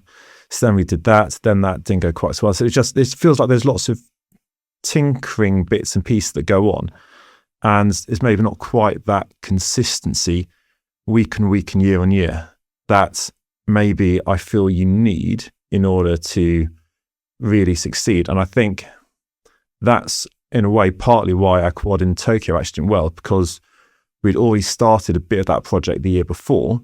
So although we had COVID interrupting that, when we got back into it, we're still sort of all on a similar page with how we wanted to row, where we wanted to go, and how we want to do things. And I think that's the reason why that project was so successful, was because we'd all been together for that period of time and we'd had that ability to stay with it. I suppose you look at the quad in 2017, John and Johnny had been in the double year before they then came into the quads. That core stays the same. You then add, Jack and Pete into the equation as well. So you've got Pete then who's staying in the straight seat. Jack who's then done loads and loads of bow seat work as well. So again, he's sort of keeping things fairly consistent. There's still that consistency. Whilst I feel that sometimes as we went forward, they just became a bit more of a scattergun approach with, that's maybe not quite what we thought, so let's now try and tweak this or change that or move that person around or swap this person in and out. And it never quite feels like quite sits to actually allow people to develop. That's interesting because then I think, like traditionally, obviously in the heavyweight, men's sweep has medalled more than sculling. And maybe that was sculling measured itself against the sweep success and being like, right, we've got to do something. And that's maybe an example of you can try too hard by trying to constantly change things. The wheel or something like that. In the defense of the coaches though, with sweep, there's kind of like, you can look back and you've got like 30, 40 years at this point of like historical cruising data. But from outside looking in, sort of the impression is that British team almost didn't do any sculling before 2008 on the men's side. Yeah, that's what I think though, because then that's basically putting the pressure on sculling to have to like be just as good, keep doing what we're doing. We've got to do something different. We got to do something different here. Yeah, it's interesting. So is the coaches figuring out also, because they're working out their winning blueprint? Like obviously at that point, like the GB men's 4 had like, I don't know, broken streak of like 5 or something Olympics where they won gold every single time. Versus in sculling, A final was a success. Yeah. Or at least it was until you guys came along. It was for me. No, I think the year I said the Olympiad before us, I was talking to Sam Townsley saying next time, and he'll probably be one of the first guys who really brought quad sculling success into GB. But really, if you look at the quads then before him, probably, then it might be a little bit of a different story. Where it was the A final was definitely the successful outcome. So I felt a bit hit and miss to that season as well in 2018. I think as well, because I was still a younger athlete at the time, and I think then I had a few different voices saying different things as well, and I wasn't maybe vocalizing as much. I think it's a really important lesson as well going forward to anyone who is starting off in boats, is make sure you do get clarity, and you get clarity as a crew with what you're wanting to try and do. Because I'd have maybe one person saying, actually, I think we need to rate a bit higher, so then I'd try and rate a bit higher, then someone else would be like, well, so why do we rate this high? And I'm going, I thought that's maybe what you all wanted, because someone told me that. Yeah. So I listened to that. Then I'd have another person saying, okay, I think you should be rowing like this. So I'd have one of the coaches saying, okay, Tom, just keep on doing sort of what you've been doing in the single. Don't try and change too much. Just we like what you're doing there. Then another person would be like, okay, so we need to try and get you to gel a little bit more with other people. Yeah. So I think when you're sort of getting all these different mixed messages as well, that then probably as well contributes a little bit to that season, why it was so up and down. There were periods where it did just gel and it sort of worked and it went really well together, and other times where it just didn't.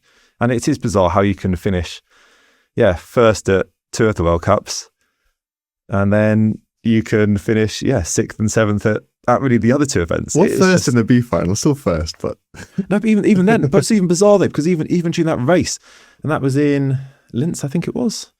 And we absolutely smashed the time trial. I think we won the time trial of that quads event because they're testing the new time trial format, just in case it became unfair to race. So we tested the trial format. I think we won the time trial by 4 seconds, or it was something ridiculous like that we won it by. And then we got into the semi-final and then we came 4th. We're just going, what? How could we win by 4 seconds in the time trial and then be some way back in the semi? And then we smashed the final again. So it was a little bit up and down.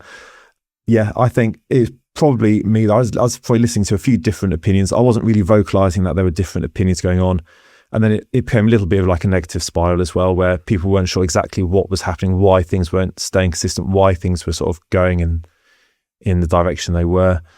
We had, again, an injury pre-Worlds again. So we had Sam May who jumped in the boat. And again, went really nicely with that. But then after we came back out again, it didn't feel then quite the same as it was then. Instead, it feels awesome now. Why does it not feel different? Why we're not paddling as quick? Then we're sort of going into our heads again of like, oh no, what's happening? What do we need to try and change? How do we try and change it? What do we do to make it go quicker? And in fact, my experience on that is just always take it back to basics, always make it simple. And I think crew-wise since then, that's always what I've believed in and enjoyed. I think a lot of that came from Jack and Angus in 2020, 2021. Yeah, so because 2019 again results kind of, although you did Euros in single 7th, and then World Cups 4th, 14th, Worlds was 5th in the quad again. So that's that kind of same period of just not. I mean, we've all had it. Like it's sometimes you're just like, why, how, why is it not?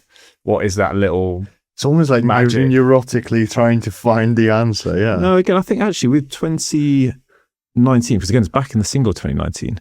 Okay. And for me that year, actually, I felt like I was actually progressing again with the single. Don't get me wrong, it didn't feel as good by the time of getting to Worlds as it had felt in 2017, start of 2018 season. It didn't feel that good, but then I was still sitting there going, you know what, I'm now bronze medalist really in the single. I sort of there's obviously a little bit more pressure as well with that, but yeah, I got there. I don't exactly know what I had.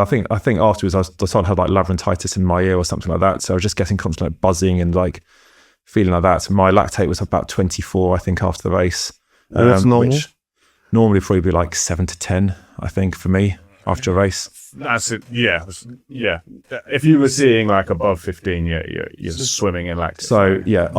So as I said, there was something not right. No, so I never want to come across the excuse, but I said I don't think I'd have won a medal. That's the fairest thing I could say.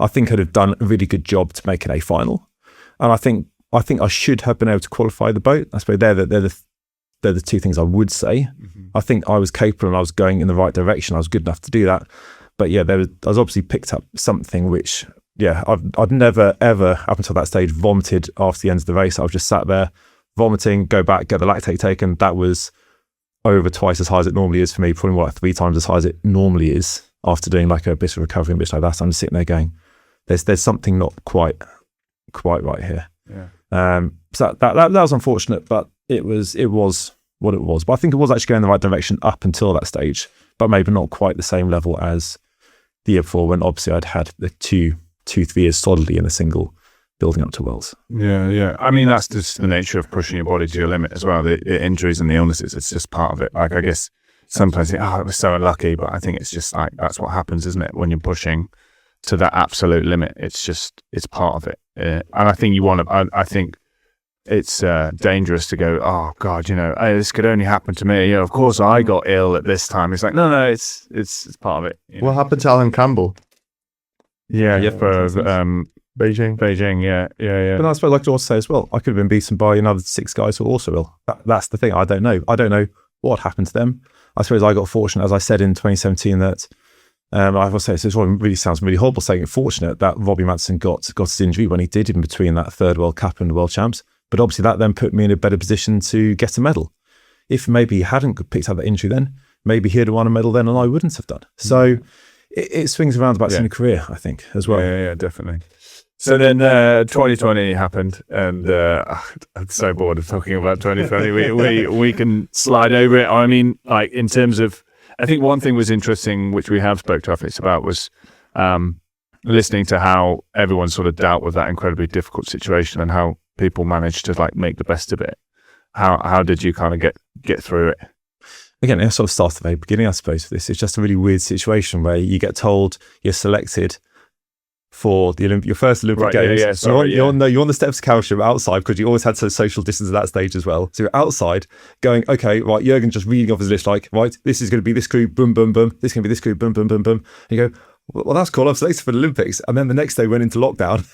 So you just been told you're selected, and then you take your ergo home with you, and you're just going, I really hope that all these years aren't just going to be put or set aside because of blinking COVID.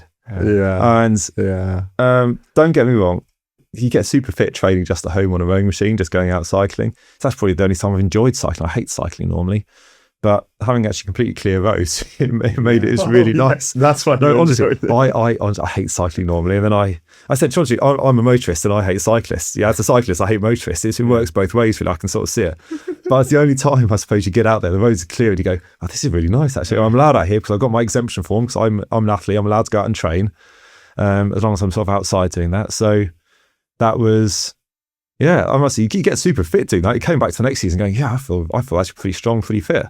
But it is, I suppose it's a bit of a lonely place in a way as Where well. did you spend it? Were you in base out of Staines? No, so I was at home. So I was living with my now wife then. So I moved into her place. Actually, that's the first time we moved in. I basically went, right, okay, we're locked down. I was like, Ellie, do you mind if I should bring Ergo back and I just come and move in with you and I'll come and train at your place? And she's like, yeah, absolutely, yes, let's give it a go.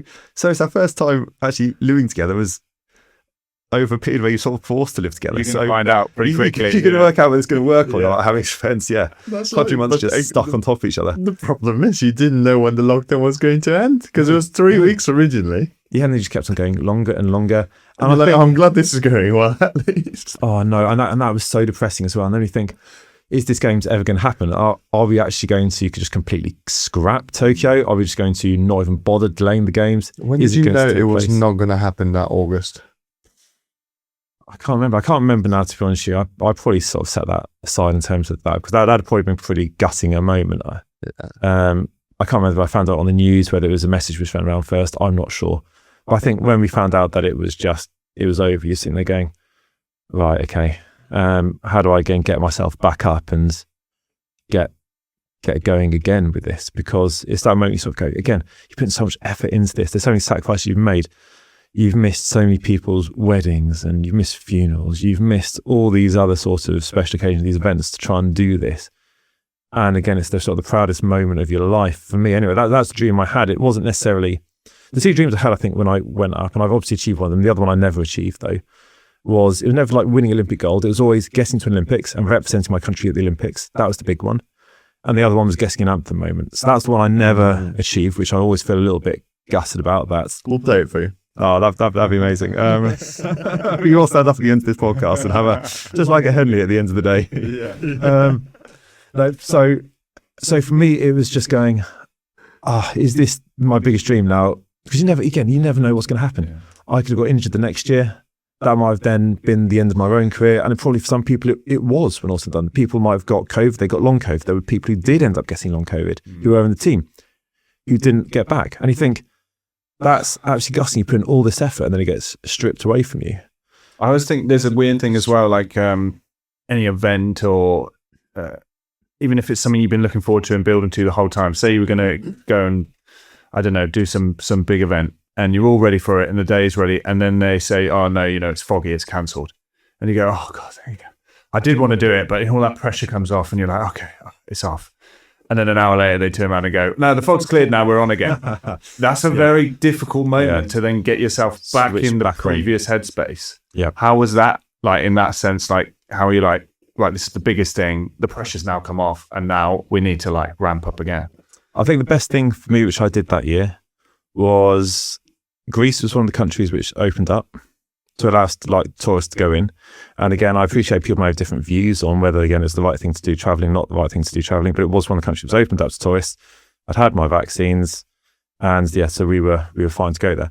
And I went to go to Olympia. So I went to go to the home of the ancients. Yeah. To Athens. To Athens. With the one that you watched when you were 10. Yeah. So I didn't go to the Rowing Lakes, to be fair, but I went to ancient Olympia where they had all the ruins of the original games. And that itself was so re-motivating and so inspiring that you went, no, this is the reason I want to be an Olympian. And you go here and you go, this is special. This is something so special being here in this place. And I'd absolutely recommend anyone who either wants to go to the Olympics or has been to the Olympics, just go there to really get a sense of the history of the place, where you can see the old running track, where they sort of light the torch every 4 years, or every 2 years, I suppose, when you look at the Winter Olympics as well now. But where all that starts, and you can sort of see the size of it and the history behind the games. And it sort of just makes you go, no, you know what? I do want this. I really do want this. And I don't care. But I'm going to keep on going as hard as I can, as much as I can, so I can make an Olympics, whether it is in Tokyo, whether it had been cancelled completely, where it was going to be Paris in the end. All going to be on Zoom. Stage. Or Zoom ergo. So, I remember though when he saw like J15 and he did mole. I remember this one actually really well. There's actually a good video I think Jack's got as well, or picture that Jack Beaumont's got. And it must have been J15, J16 at Moles Regatta. They cancelled the water because obviously the flow was too much or something like that. So in the gazebo, we were doing the ergo test instead. So it's like 500 meter sprint on ergo. So they decided to change it to. Still had to pay a £15 entry or whatever it was to go and take part. But it turned into an ergo competition. And we both sat there with Harry Potter, both reading that final Harry Potter book as we were warming up to go and do that. Funny. No, sorry. I don't know where I was going with that now. But. Sorry. How did you come up with that as an idea? Is it just because Greece opened, you were like, right, let's do Athens? I think that's basically the thing. It's the case going, okay, well, Greece has opened up. It's one of these countries which has opened up to tourists. They're letting people come in now. And so I went, you know what? Why not? I sort of feel at the moment a little bit down in the dumps in a way. And again, this is obviously really first world problems we're seeing down in the dumps about going to an Olympic Games. I said there's a lot worse problems out there than that. But I suppose for you as an athlete and your individual goals, you sit there and go, this is what I really wanted to do. And I saw it as an opportunity to just go, well, why the hell don't we just go there? Why don't we just see it? And it was absolutely the best thing for me. Because I said, coming away from it, I felt so much even more inspired than I was before. Right? I was always wanting to go to the Olympics, but then going there, I said, seeing the history of it, seeing everything else about it, it's just going, yeah, I'm going to be there, regardless whether it's a year, 4 years time, whenever. I'm going to be there, and yeah, I just have to do it. So no, that was the easiest way, I suppose, for me to almost re-motivate myself after that sort of real lockdown COVID period, and getting back into it. Awesome. That's amazing. And that was like, what, a few weeks before the training started? Yeah, it must have been, yeah. So the crews, you were told that would be up for selection again? Or they were already pre-selected and you at least knew like, right, this is what we've got from day one. We can just work on getting a bit better and a bit better. No, so we told the crews were going to be up for selection again, but there probably wasn't going to be a huge number of changes if there were going to be any changes made. So yes, there was still the opportunity for things to happen and things to move around. But I think in the positive things, we'd sort of finished with that quad in 2020 before lockdown hit. And then we started back again with that at the start of when we went back to training. So the fact is that we'd already started to develop something and then we were able to carry on developing something. And for the majority of the year, we did get to train, especially that winter block. So this is the other one thing I always... Again, I appreciate there's some nuances with this and there's different arguments for this. That always bugs me again with sculling and crew sculling here. You spend so much time in the winter in singles. And then that's, as individual athletes, we obviously then run our own way to try and make our singles go quick. Because if all the selection's done on single sculling, then we go, well, we need to make our single go quick, stuff anyone else. And then when we go quick in the single, we go, well, my way's the best way. Why should I then row like so-and-so? Why should you row like me? Why should anyone else do anything else like this? Because we go, because we're all cocky sods in a way. We go like, no, we've got the best way. We all think we know what's right. So again, maybe that's another, if we go back to that sculling sweep idea, sweepers always have to work together the whole time. Yeah. Scullers, on the other hand, we're pitted against each other for a lot of the year in singles. It's very combative, yeah. It does end up being quite combative in a way. I wish it wasn't quite so combative, but it'd be much nicer if we just did nice paddling side by side. It was just all chilled and easy. Well, but I don't think it's always conducive for that in that environment where you've got a coach on the side going, no, he needs to be doing this splits, and everyone goes, right, and now I'm going to show that I'm the quickest paddler going, and then you go, yeah, okay. But based on how you're describing this, I can tell you came on top quite a lot. or the paddling, on just in the singles trials. And the singles trials. Yeah, the singles trials are okay. The battle paddling though, no. The battle paddling, I was always terrible at UT2 battle paddling. Who was winning the battle paddling? Oh, Collins. Yeah, Collins would always win the battle paddle. Absolutely, absolutely, he would. Loved it. No, he was great. He was a great laugh, Collins. Was he overrating or no? No, he didn't overrate. Because again, he was just really good at battle paddling. Oh, really good at battle paddling. I was waiting for a bit of shade. No. I don't think he did actually overrate, to be honest. Yeah, but it. Yeah, but I'm trying to think like in terms of where we were. 21, picking it back up then. Pick it back up. Oh yeah, so then because we got to go straight back into the quad though, really, and it was less singles work. Yeah. Again, and maybe we just able to continue really what we'd been talking about working with before. we had some catch ups as a crew over lockdown, over Zoom as well, and bits like that. So again, we could see people like seeing each other, talking to each other, seeing where we were going and how we were all doing, and picking each other up going forward. But then the fact we were able to get back into that quad fairly early on, and although there was a little bit of mixing, matching, and a bit of other doubles testing, singles testing, it felt like there was a project there. And again, I feel it's one of these ones where I sort of feel really horrible about it, but at the same time, I think it was good for us, is that we, as a quad, almost tried to stick together quite cliquely, which I know is never always the best thing. In terms of conducive for just a normal like environment. I do apologise if there's anyone sort of on the outside who went, God, those guys were just twats. I don't know the best way of saying it. Twats to us in a way, because they always felt like they were just doing their own thing. We'd always get down to the yoga together. We'd always go and row next to each other. We'd always go and do everything together. We wanted to do it as a crew. We wanted to show that we wanted to be together in that quad, and we didn't want anyone almost to upset or change that in a way, because we could see where we were going. We sort of trusted each other with that process. And yeah, I can only feel sorry for the guys who are maybe outside of it, because I think I'd have hated being on the outside of that and looking in. But from that selfish point of view of what we wanted to achieve, that's what we felt we had to do in a way to get that. Yeah, so I mean, I think that's what you have to do. Unfortunately, being the best in the world at something is a selfish pursuit in some ways. You have to prioritize that one thing over everything else. Again, having spoken to Ben Hunt Davis, will it make the boat go faster? Yeah. What is best for us? And unfortunately, it doesn't. You have to just not care about what anyone else is thinking about it. So. And at least you didn't have to follow the same dietary requirements in your crew. I said we had this conversation a little bit earlier. We talked about Harry. Fueled on Nutella, bread, rice, and dough with tomatoes. Just dough tomato sauce, but not without the cheese if possible. Although he did love a Domino's, so you can always choose for Domino's. But if you could have probably without the cheese, you'd probably rather have had just the dough and the tomato sauce. I did the last Leander training camp, my last one on the way back down as he was on the way up. And yeah, I think I did try and have a word with him. You just wonder, how good could he have been? Well, the thing is though, he didn't really pick up that much illness though, really, in the grand scheme of things. It just worked for him. We're talking about Harry Lisk, who had a sort of interesting diet. I said I can't even talk about an interesting diet. I've probably got an interesting diet as well, but not quite to the same extent as Harry has an interesting diet. Not by probably that margin. But you know what? It worked for him. There's just getting a good story from when I think him and Jack were in a double at Europeans. And it must have been about 9 o'clock at night. And I suppose he just went to Jack, I just need a Coca-Cola. So he just walked out the room, just saying, need a Coca-Cola. Let's go find a vending machine to go and grab a Coke.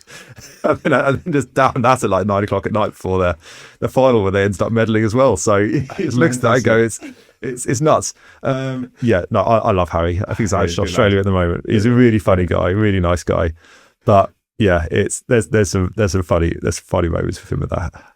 So how long before the games did you know, right, this is the crew, and now it happens? So I think that season was set out, wasn't it? It was set out pretty early. It was like, right, there's going to be Europeans, there's going to be a World Cup, and there's going to be the Olympics. That was set out quite early for that season.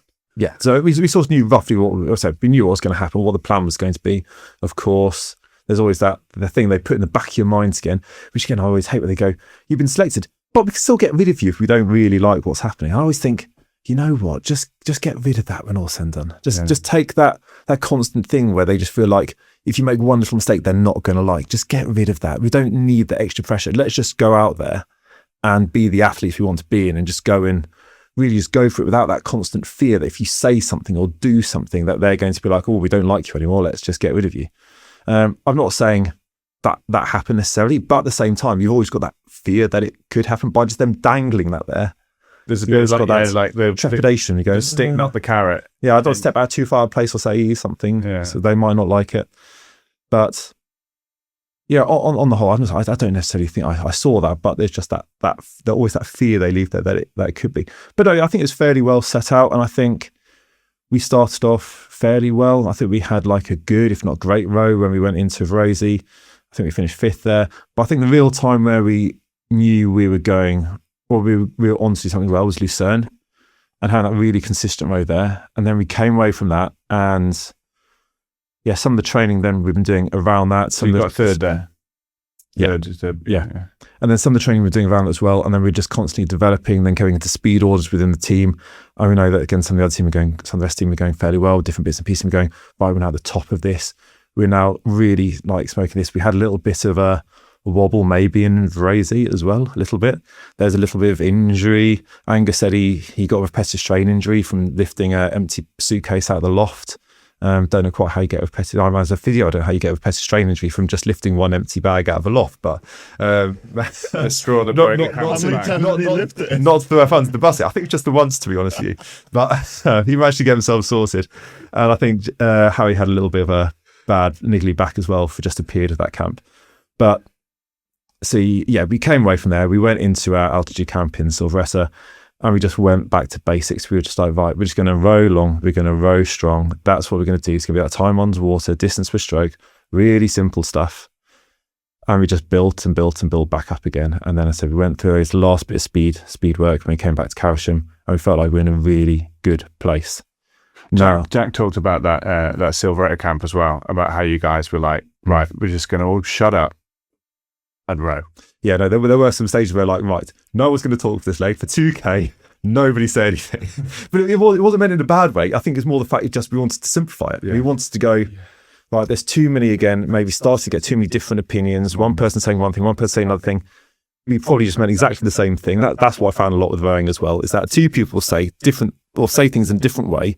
They actually mean exactly the same blinking thing. It's more the fact, though, that we're just not understanding that is the same thing we're trying to get to. So sometimes, I think Jack was the one who made the call, saying, right, guys, say nothing, just shut up and just paddle for like 4K or something without saying anything, and we'll just do that. And we really ramped up from that, and it really did work. Nice. There's that fear then when we got to Tokyo and it was so hot, and there's obviously the time difference, and then you're outside in the scorching sun on an ergo to try and warm up. Oh yeah, because you went. Yeah, they went early and did an ergo camp. Yeah, so we got told that we weren't able to go to Tokyo early because of COVID to go and train on the water. Even though we actually later found out that a lot of other nations somehow did manage to go to Japan and train on the water. So for some reason we weren't able to do that. So we had to go and train out of one of the universities there. And to be fair, like the Japanese were absolutely lovely. Honestly, they were so friendly, so welcoming. They were honestly so lovely, considering everything that was going on with COVID and the restrictions and everything else in place. They couldn't have made us feel more welcome to be there. And I luckily managed to get back there last year actually as well. One incredible city as well. Can I just say, absolutely fantastic opportunity to get there after Shanghai last year. But we get to the games, and we've got this ergo camp where, goodness me, it's high 30 degrees. We haven't got any real shade there either. So out there doing ergos. And it's going to be tough when Mo is struggling with UT2 ergos. When you think this guy who's an absolute churner on UT2 ergos is sitting there going, I absolutely hate this. And this is grim.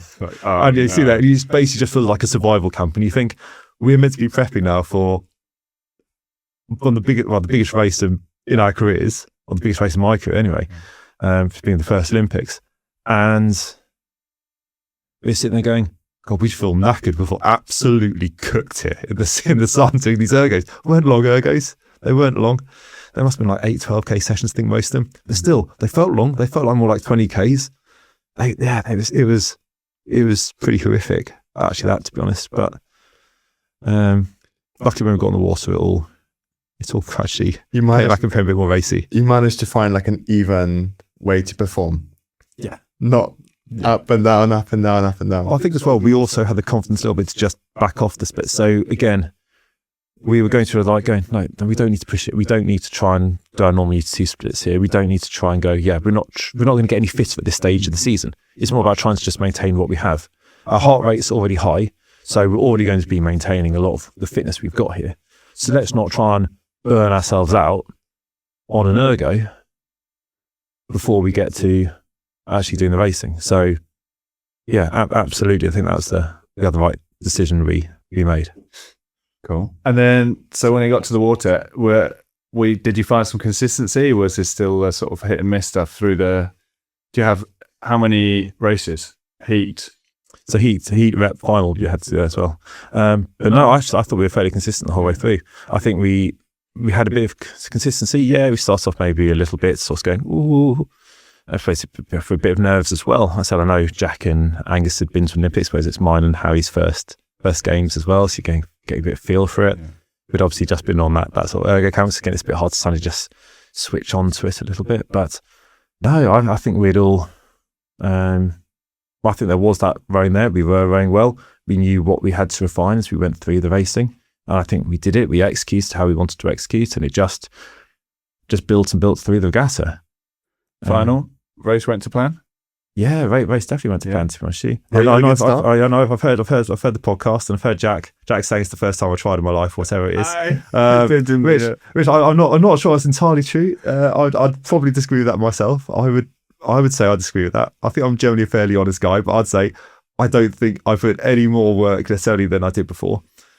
But at the same time, I did, I suppose, just go, right, we want to get a quick start, so let's just try and hold that high intensity for just a little bit longer, maybe, than we had done previously. We knew that, again, the wind and the water favoured us in the first half. It then swung in favour of the opposition as we went down the course. It started with a bit of it's a cross tail, the conditions.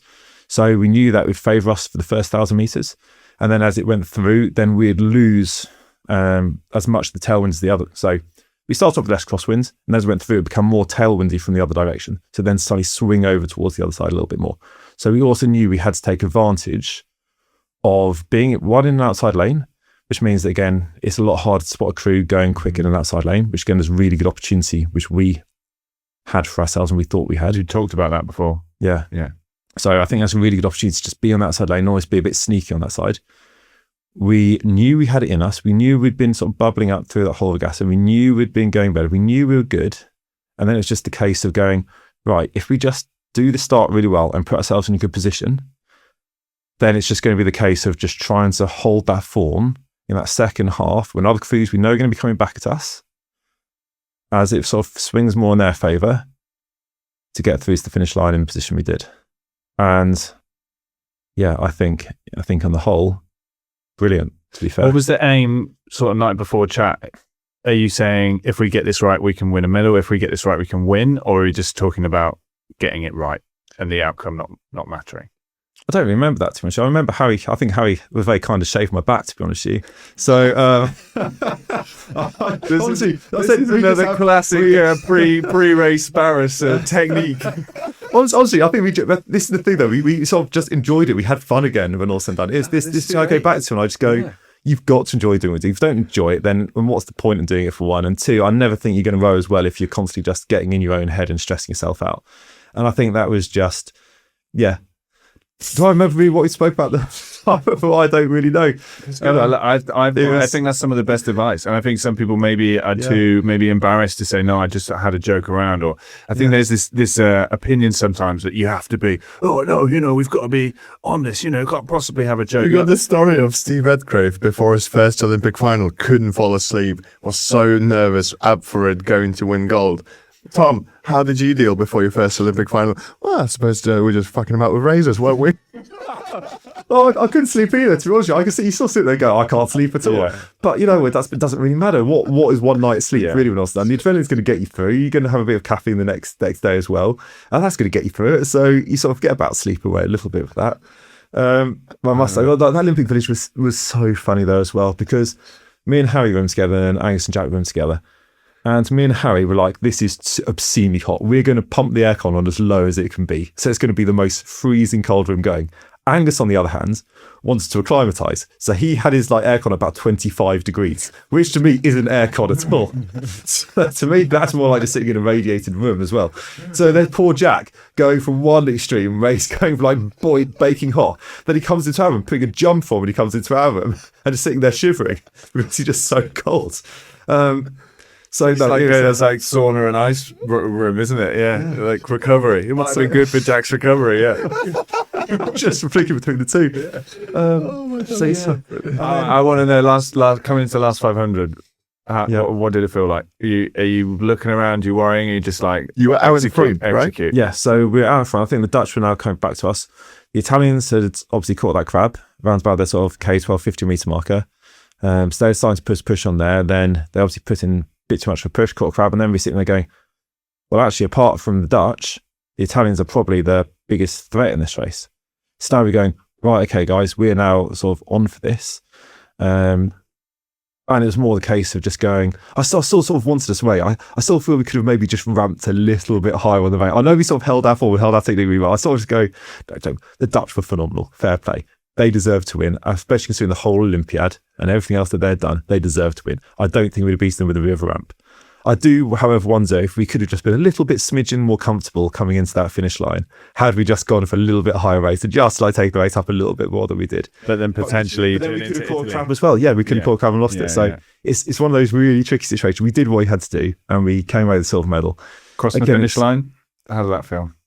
Oh, cooked. Absolutely knackered. Yeah. This is why I have to get my own back now on someone like Jack as well. There's him celebrating. I'm sitting there going, I'm absolutely shattered here. If you've got enough energy to celebrate, you should have been trying harder, shouldn't you? There we are. So that's my feedback for him.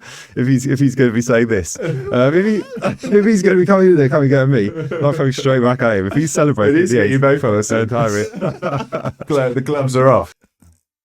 Absolutely knackered. Did you know you got silver? You knew. Didn't know if we got silver. We knew we got a medal. We didn't know if it was silver or bronze at the time. I said it, well, to me anyway, I suppose, because maybe we're slightly further forward in the boat. And again, it's such different. It's a world apart in a way. Yeah. We only sat in the bow seat of the quad. And there was the one race I think we touched on 2018 where we won the first World Cup. And I sat there and went, oh yeah, we definitely won this. And the other guys were like, what the hell? This was so close. I was like, it didn't feel close to me because I saw it at the line. I was like, well, we're well ahead. You've got that peripheral. But we have the perspective of those when you're actually further forward in the boat and you don't have a clue because you can't see what's around you. Yeah. So it's only when you sort of look across the line, you sort of look around and go, okay, it's quite close. Yeah. But it sort of felt like we were close with the Aussies. And then I think it was the Poles. I think he finished fourth after that. I think I think we're ahead of the Poles, I believe, but then it's close with the Australians. So you like watching the timing board? So you're watching the timing board and seeing what sort of names come up in what order. And it comes out. And then it comes up and he just goes, feel like? blinking heck, yeah. That's really epic. That's really cool. I know a lot of people go, oh, is second the worst place? To the worst place finish at the fourth place to the worst place finish. No, absolutely not. And I know, I'm sure if you get like Piers Morgan watching this podcast, he'll be slating me the next day for celebrating a silver medal. But did he do that? I think he slates basically everyone he celebrates like coming second or third rather than winning. But for us though, I think the culmination of what we've been able to achieve and deliver GB's first quad medal at an Olympic Games Ever was a huge achievement. Yeah. And hopefully as well, that's also like the quad before us, like the Townsends, Lamberts, all those guys who created that initial foundation, Charles Cousins, Graham, in that quad, who initially set us on the path to that medal at the Olympics. Hopefully now we've set, again, that sort of sculling pathway where people can go through and go, actually, I don't need to go to sweep to necessarily win a medal. We can now stay at sculling and we can medal. And hopefully that will then put sculling in a good position to win gold going forward as well, which again would be an amazing part of history to be part of. And you were, and you are, yeah. Yeah, our scholars, you're like a group of your own. So almost, I imagine for Charles and people that came before, they felt like it was their success as well because they were just all rooting for you guys. And it was a silver, but it was basically a gold medal for the sculling team. First kind of success like that. Yeah, so fantastic. No, for us it was brilliant. It was an amazing achievement. So why did you come back? Well, what's come back? I know I do ask myself that question as well sometimes, but I think I wanted to. Was that did you think about that before it, or did you wait till after to think about whether you keep going? No, it's one of these interesting ones as well, and you're sure you guys both probably know as well. I'm sure a lot of other people listening will also get the feeling. They go, "Oh, this will be my last season. I'll finish here, and that'll be my last season." And then you finish and go, "What if? What if we could just go one better? What if we could do that little bit more next time? Is there now an opportunity to come back and do something again?" And then when that gets you, I think you've just got to go for it again. Or otherwise, there's always going to be that what if? And I think that's basically what I did after Paris as well. I gave it a go. It didn't work out. But at that time, I was like, yeah, okay, we've done this now. Let's see if we can, because again, you don't know what other crews can come back. You don't know whether all the Dutch were going to retire. You don't know whether half the Italian crew was going to retire, the Polish crew was going to retire. And then you might be sitting there going, sitting pretty now. We're now at the top of the world. There's no one else here. And it's going to take a few years for everyone to try and catch up and get to our level again. And so you go, whilst we're at this level now, let's see if we can go again. Yeah. So I think that's what basically brought me back. And we had, again, some good scullers coming through the ranks as well at that stage. Lots of under 23 medals. I know you've had Kieran on here before as well, and he coached again a lot of those boats, I believe, and a lot of those athletes. Shorter cycle as well, only 3 years until the next games. Again, that was another bonus for it as well, because you also go, oh, it's not 4 years, it's only 3 years. So it feels less. It's next year. I said it feels less of an arduous process in a way, because you go, it's only 3 years. So you sort of justify it to yourself and go, yeah, okay, yeah, I can do about 3 years this.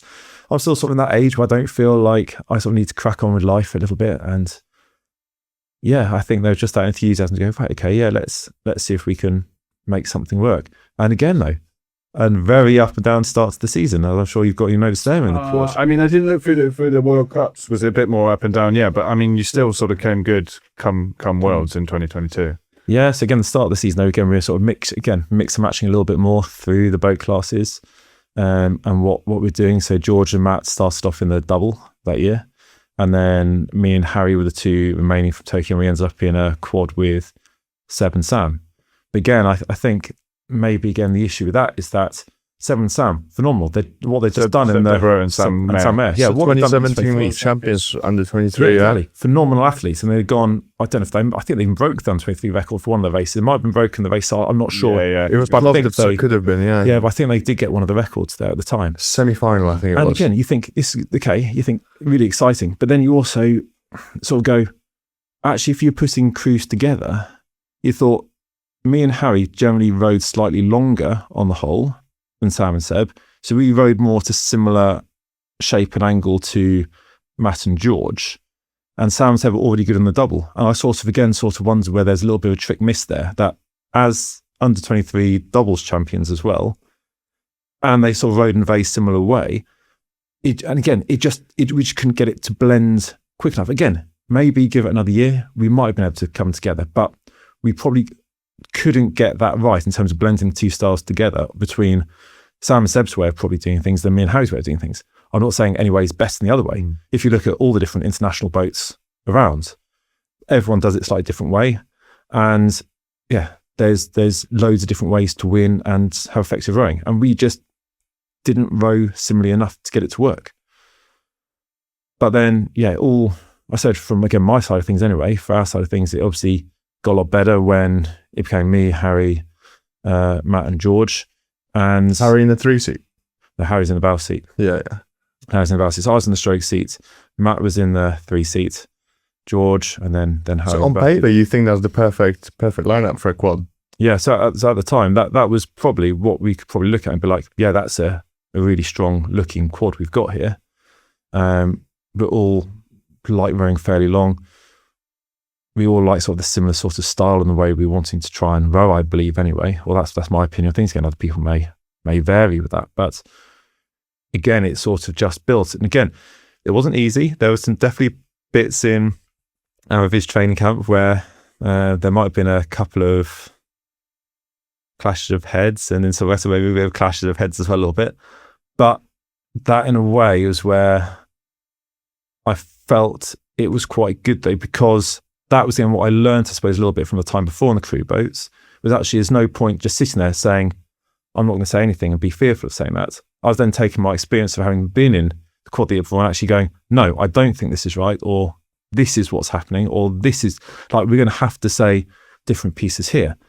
And actually another person I've got to give probably a lot of credit to as well is James Rudkin for this as well, to be fair, because again, there's some things which I felt I was trying to say as well, which maybe we're sort of going, oh no, it's fine, it's okay.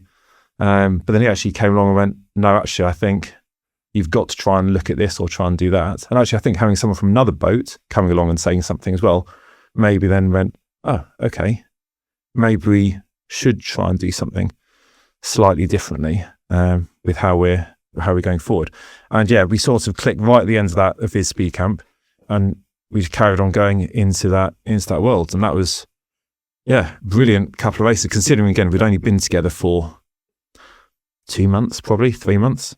What a fantastic result, I think, finishing with a silver medal, considering that limited preparation. Because we'd only really got it properly together with about 2 weeks to go. Wow. So, fantastic. There's that. You can do too much, can't you? It's a magic sweet. Yeah, it is true. It's either doing too much or phase, too little. The honeymoon phase, the first block. Yeah. It's like where you make the nice improvement sometimes, and then it gets stagnant sometimes. Yeah. Well, nice though to repeat silver again and worlds to add to the Olympics, and then so then going through to 2023, still in the quad, still happy in the quad. Yeah, no, still very happy in the quad. No dreams of going back to the single? No. But by this stage, I just want to be in the quad. I sort of felt in a way, by that stage, I wanted to just try and win the quad. That's what my aim was to do. I was thinking like going, right, I finished second too many times, and I'm loving the boat class, and I'm enjoying the racing. I'm enjoying being with these other guys as well. Honestly, fantastic guys really to row with as well. I loved rowing with this group in this Olympiad. I couldn't really sing their praises enough. I've really enjoyed every minute of rowing with them because, again, the attitude of some of them as well has been absolutely phenomenal, really. And that's obviously made the project a lot more exciting. So Harry stepped away then to go and go work with Ineos and go and do the America's Cup, which again, he's a massive cycler. He loves cycling in terms of he loves rowing, he loves cycling, but instead his passion really, I'd say, is cycling. And the fact he could then go and earn more money probably cycling in the America's Cup, then why the hell not? If you've got that opportunity, I suppose. He's been to an Olympics, he's got a world medal, he's got an Olympic medal, he's got a European medal. And I think for him, he's sitting there going, maybe I don't know if we can make that final step. So I suppose that's probably maybe a little bit of the difference between me and him. I thought, maybe we can still do it. I think maybe he was thinking, I'm not sure if we quite got enough to actually make that final step. So for him, I think he made a great decision for him. Mm-hmm. And that year then, so we got Callum Dixon in the boat as well. And relatively new, right? Yeah, really new. But again, as I'm saying about the phenomenal nature of like a couple of the guys in this Olympiad, like what a fantastic attitude and what a fantastic positive person again to bring in, always wanting to try and learn, always wanting to try and do his best. I think, just a brilliant attitude really going forward. Don't get me wrong, we knew this was going to be a development year. So I think in a way, although we'd finished silver the year before, I'd almost reset the expectations that year and going, you know what, actually if we can come away with just a medal, or if we're sort of finishing in and around that position, then I actually think we've had a really good season. Because the fact that, again, Callum is not only a newcomer to the team, but also a newcomer to the sport. He'd only really started a few years back, so his progression's been absolutely phenomenal. And seeing him rise up as well as he has done, it's been great to see. It's a bit scary, I suppose. That's one of the top guys. You go, this guy's coming on quite quick now. So when he reaches around the top of that hill, you sort of go, these other guys come out quite quick now. Chill. And it's sort of go like, when do I need to practice and say, don't start overtaking me, which is going to happen at some point. So at some point, they're going to beat you. They're coming and they're going to beat at some point. It's about trying to hold on as long as possible before they do that. But absolutely. Great projects I thought we had.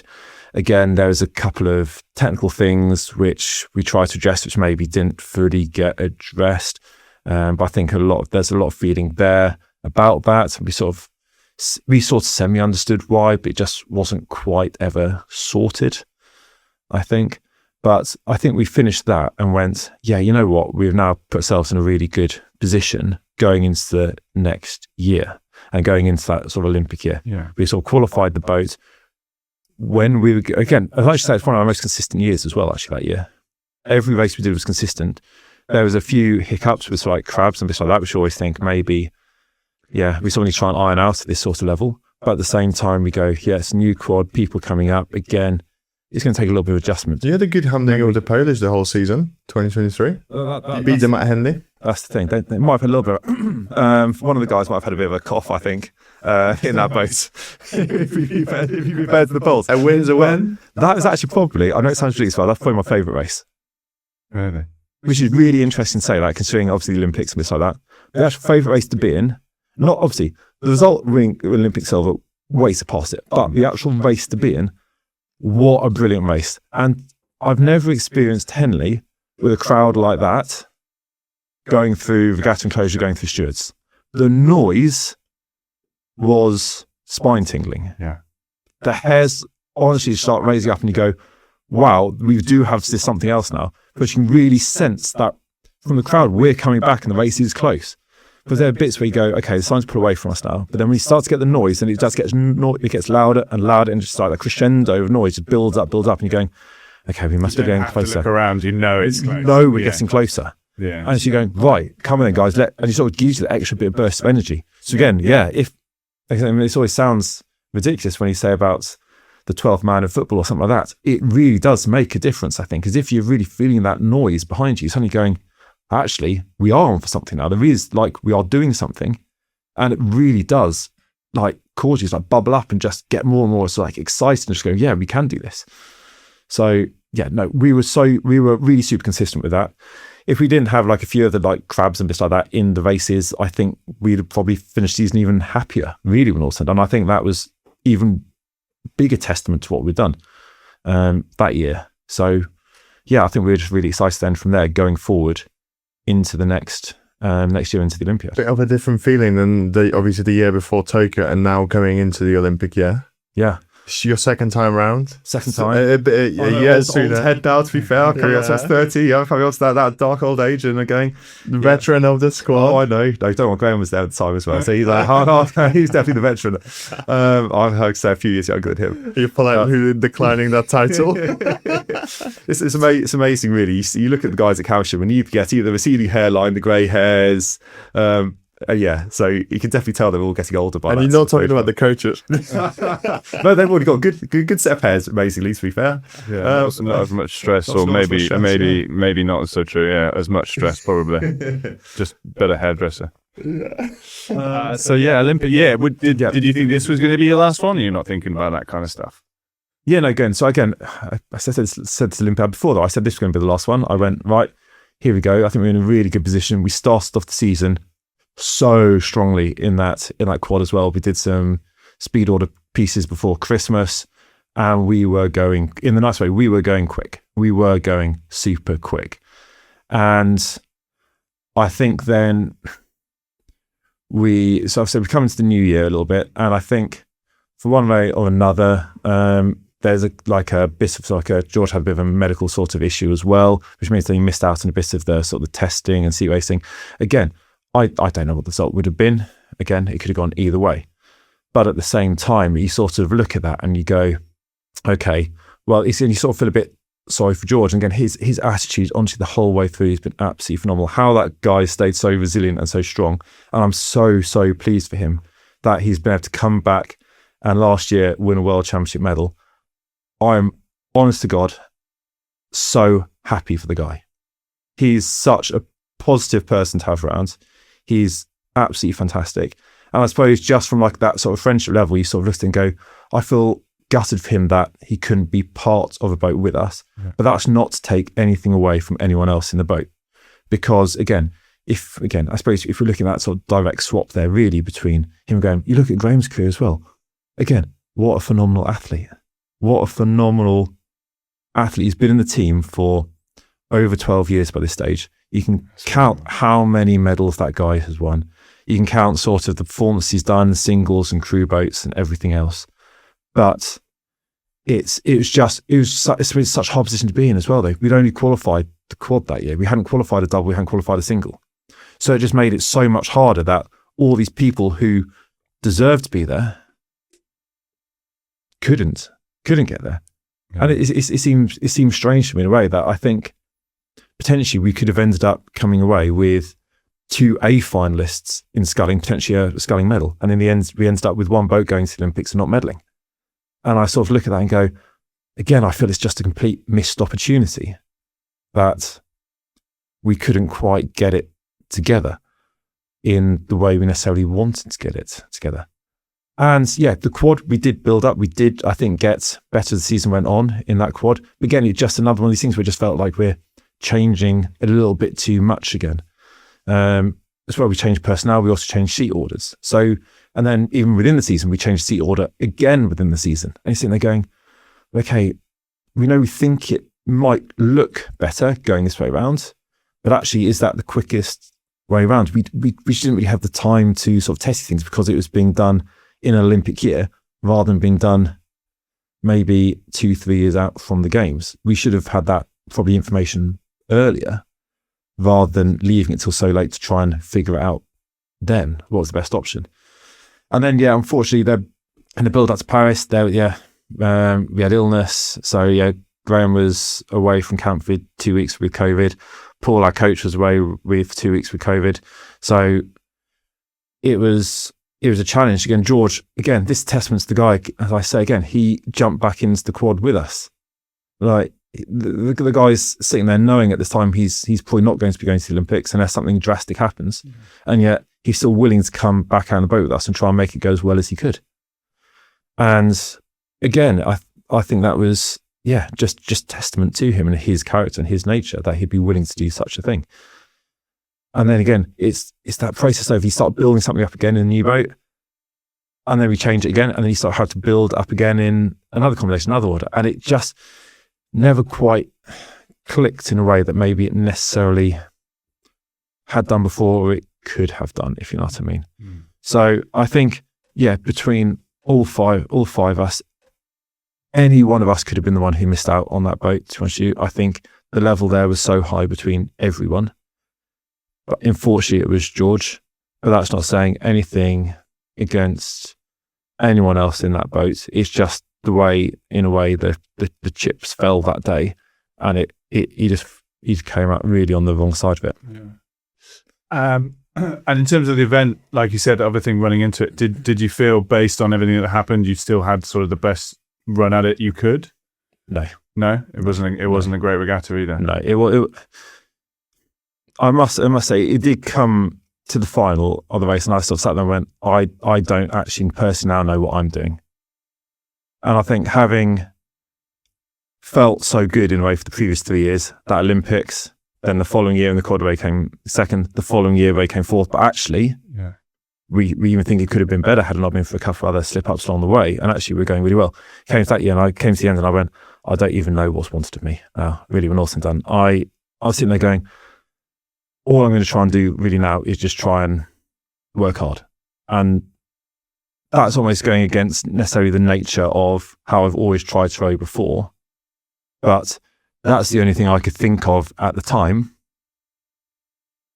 to try and make it work, which is not the right thing in a way. And I think it was just because there's such that interrupted period on the way up to it. They never quite found the consistency. It wasn't like that in the heat or the semi, but then the heat and the semi weren't quick enough either, really. When also on the heat side, the heat or the rep weren't really quick enough either. So it wasn't like we were going into the final going, well, like if we just carry on doing the same thing, it's going to be absolutely fine. It wasn't. We sort of, at that stage, we were fourth. We were quite clearly the fourth fastest boat. And the only thing we could think of to try and make it go any quicker was just working harder. And really, that's never going to wash it in an elite field final. It's still crazy, isn't it? Like it's fourth fastest in the world, like hands down. It's crazy. It's just the system, the squad, the history, just not with you, but in British rowing, like it makes fourth seem awful. And like you said, it's the first place that doesn't medal. But it's still, based on everything that you've said that's happened in that Olympian, the years and all the rest of it. Do you get to look back on it and go, well, still went to the Olympics. Like I looked as in my country, and we still made an A final, and we were the fourth fastest in the world. I know. I think this again, it's a really sad. It's also really good, but also really sad time to push rowing that in a way that anything other than gold's always seen as a failure in a way, because we are so successful and we're so good at what we do. At the same time, we were really happy with the silver in Tokyo, and actually when it came to Paris, I think there was the disappointment there because I think we all knew within ourselves it could have been better. I'm not saying we would have medalled, but I think we could absolutely have been challenging for a medal. Not even if we got little bits right, had we just, if we just changed a few bits going forward, not just little teaky bits, but changed quite a few bits going forward, we think we probably could have been up there challenging. And that is, I think, the regret and the disappointment comes from, is that I felt we were capable of doing it, and we fell well short of what our capability was as a crew and as a sculling team. That's where this point comes. What I'd say for Paris, though, it was after COVID Games in Tokyo and having to fly home.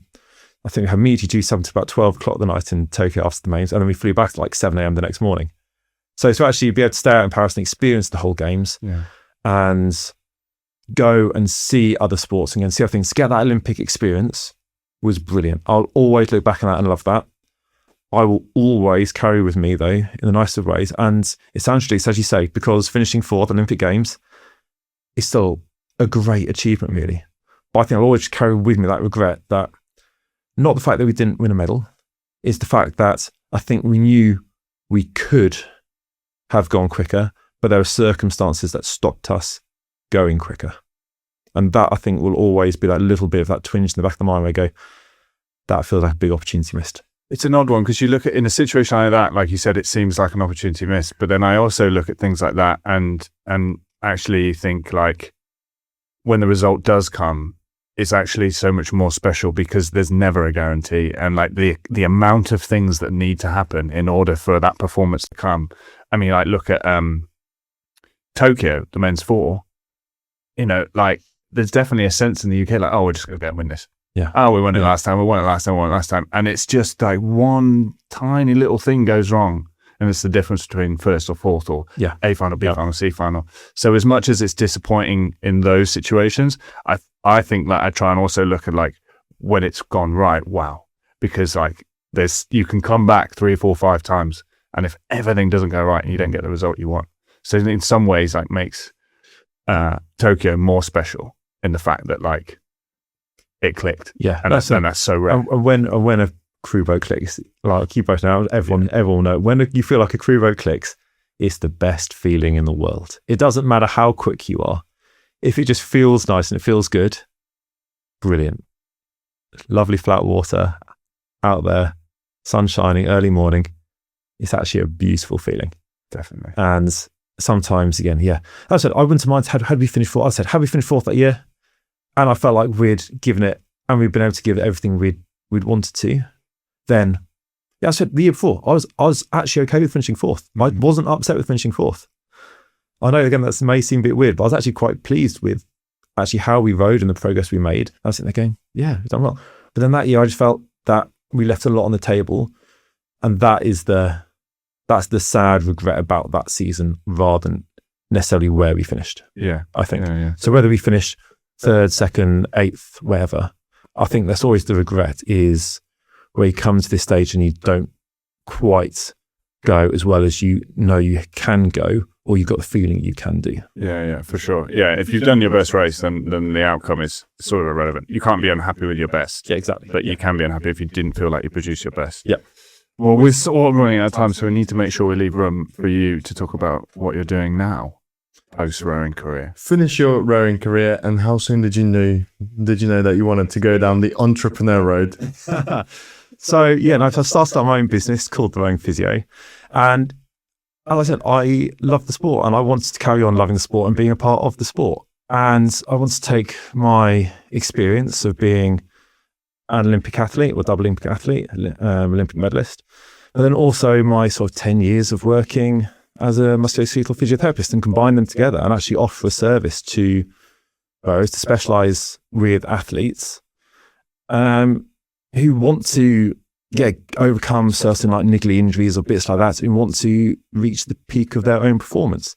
And I thought there was a gap in the market for that, and I felt that actually coming along and offering a service to people with that experience and with that breadth of knowledge would be something useful. And I wanted to do this at what would be considered sort of like a lot of people already told me off this, but coming at a slightly more affordable price though, and also done. A lot of people have gone, actually, why not charging more? But I think my home small club roots have just made me want to go, well, actually, if I was a young athlete wanting a physio, I'd never have been able to afford it if I was doing that. So, and I know nothing's ever free of charge, of course. It's not. I said I need to obviously run a business well and make money, but at the same time wanted to try and come in at a price point where it does become more accessible to people to actually get the help they need, so that we can keep athletes fit and healthy and stay on the water. And that's what I wanted to come across and do. Yeah. And I mean, like, having listened to your whole career, like, consistency is such a huge part of it. And not being injured is the key to consistently being able to put performances in. One of the biggest things I learned actually from Calcium was actually consistency is king. Yeah. It's not necessarily about how you do the program. It's about getting through the program and staying on the program for as long as you can. That was one of the big takeaways I learned from Calcium, is that if you can do all the training, you're probably going to be one of the fittest guys, if not the fittest guys, going onto that Olympic start line compared to every other nation.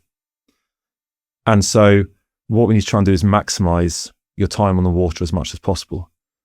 And again, that's another thing which I'm trying to do as well. And I've sort of worked with one school before as well with doing this, is actually doing this sort of injury prevention screening. Now, again, we can't ever guarantee that we can prevent and like completely stop injuries from occurring. However, we can look at things which maybe might mitigate some of the risks that come about with rowing. You think about all the mileage we're doing. We do lots of long mileage. We put a lot of stress through our back. We put a lot of stress through our knees, through our shoulders. And actually one of the more interesting articles actually which has come out recently where it talks about beach sprints and actually it's the forearms and wrists which are actually the biggest injury risk for beach sprint athletes. So there's so many different things. It's one of those sports where we use our whole body to do the movements, and so many things can pick up niggles and issues and injuries. And if we can, of course, if I can help treat it and just get you back in the boat, brilliant. But if we can stop it in the first place, even better, because it's so much easier to stop yourself getting injured than it probably is in terms of leaving a niggly injury and then having to try and recover from that at the end. So for my mind, it's just try and get things addressed early on and try and get that assessment and knowledge and bring that in to try and help you develop more as an athlete and as a person. Yeah, I can't think of a better person to be in a position. And I appreciate that on both sides. I've had some of the best advice from athletes who've been in a position before with injuries. And like you said, it's difficult coming up because you feel like you have to perform every single time. And there is that point where you're like, actually, like, performing is about performing consistently throughout the year, not smashing every single session until I break myself and then have 3 weeks off and then come back and smash every single session. And I think a lot of us get stuck in that cycle sometimes. So yeah, it's hard. You've got to try and manage yourself, manage the program, and the more consistent you can stay with things, then the better performance is, I would argue, at the end of the year. Yeah. So if people are interested in that, where can they find you? Where are you working? How do they get you on Instagram, social medias, all that kind of stuff? Yeah, no, so absolutely. So I started actually yesterday at Henley Chiropractic Clinic in Henley, and that was a really positive first day. Actually, so I was fully booked yesterday, which even I was sitting there going, amazing to be because I thought maybe a bit of a slow start with one or two people maybe sort of just coming in, it starts to build. But actually really successful so far. So I'll be there every Monday from 3 till 7. And then I'm also starting up, I said very, very nicely with you guys, actually here in Abingdon at Rogear. So hopefully that'll be starting next month. And we're looking at the third Tuesday of every month to begin with. But again, we can look to try and increase that if there's the demand and the need there to do that. And then, please do follow me on sort of social media at Rowing Physio on Instagram. That's probably where most of my content's going at the moment. I want to try and put out a whole load of information there, which helps us educate and inform. A lot of it won't be just plugging myself and just plugging physio, it'll just actually be about useful stuff as well, which can help you with your everyday rowing and your everyday lives as well. So not necessarily purely just a plug to come and see me, but hopefully just some useful information, which everyone can use and get something out of as well. But hopefully, going on to a bit more of like YouTube videos and bits like that later on, but I won't plug anything where that's not really going so much at the moment. But otherwise, you've just started. I know, that's what I'm saying. It's all go really. It comes quite quick and it starts spiraling forwards and forwards and forwards. The other thing I can say that I suppose everyone has been so helpful. This again, we talk about the rowing community and how nice and supportive everyone's been. So many people I've spoken to have been so supportive and so helpful and are trying to help me get on my feet as well, if you know what I mean, and really sort of make something of this. And I can only thank you guys as well for supporting me as much as loads of other people have also been offering their support and their help. And anything we can do going forward to help with any schools, clubs, you can come in. I can come and deliver any sort of injury prevention seminars or do any injury prevention screening with anyone. Or if you want to come see me in clinic, or just drop me a message on Instagram or via the website, then please head to theroingphysio.co.uk and find all the information there. Awesome.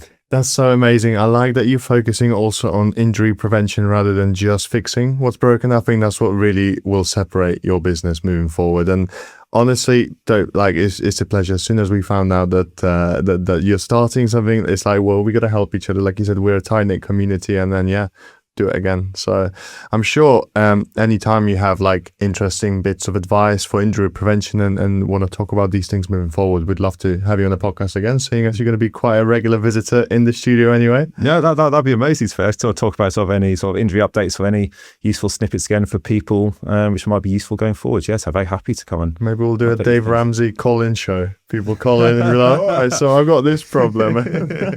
I'm trying to do the online phone call diagnosis. That'll be my knee's clicking. Can you tell me what it is? That would be hilarious. Well, Tom, look, it's an absolute pleasure to have you on the show. It's been great to hear about the story also from your side, how you've experienced things, and obviously like we've met more than a decade ago at Leander when I was just a little junior, and then you were just coming in, so it was interesting to see how the paths also diverged afterwards, and super proud that you brought the first sculling medal home for GB, and that you're going to continue to help the new generation stay injury free. So no, it's fantastic, and thanks for your time. No, thank you very much, guys. Thanks, Pete. That's all. Yeah, we appreciate it. It's been a great chat. As for today, this concludes everything for this episode. So on that note, easy there. Cue the music.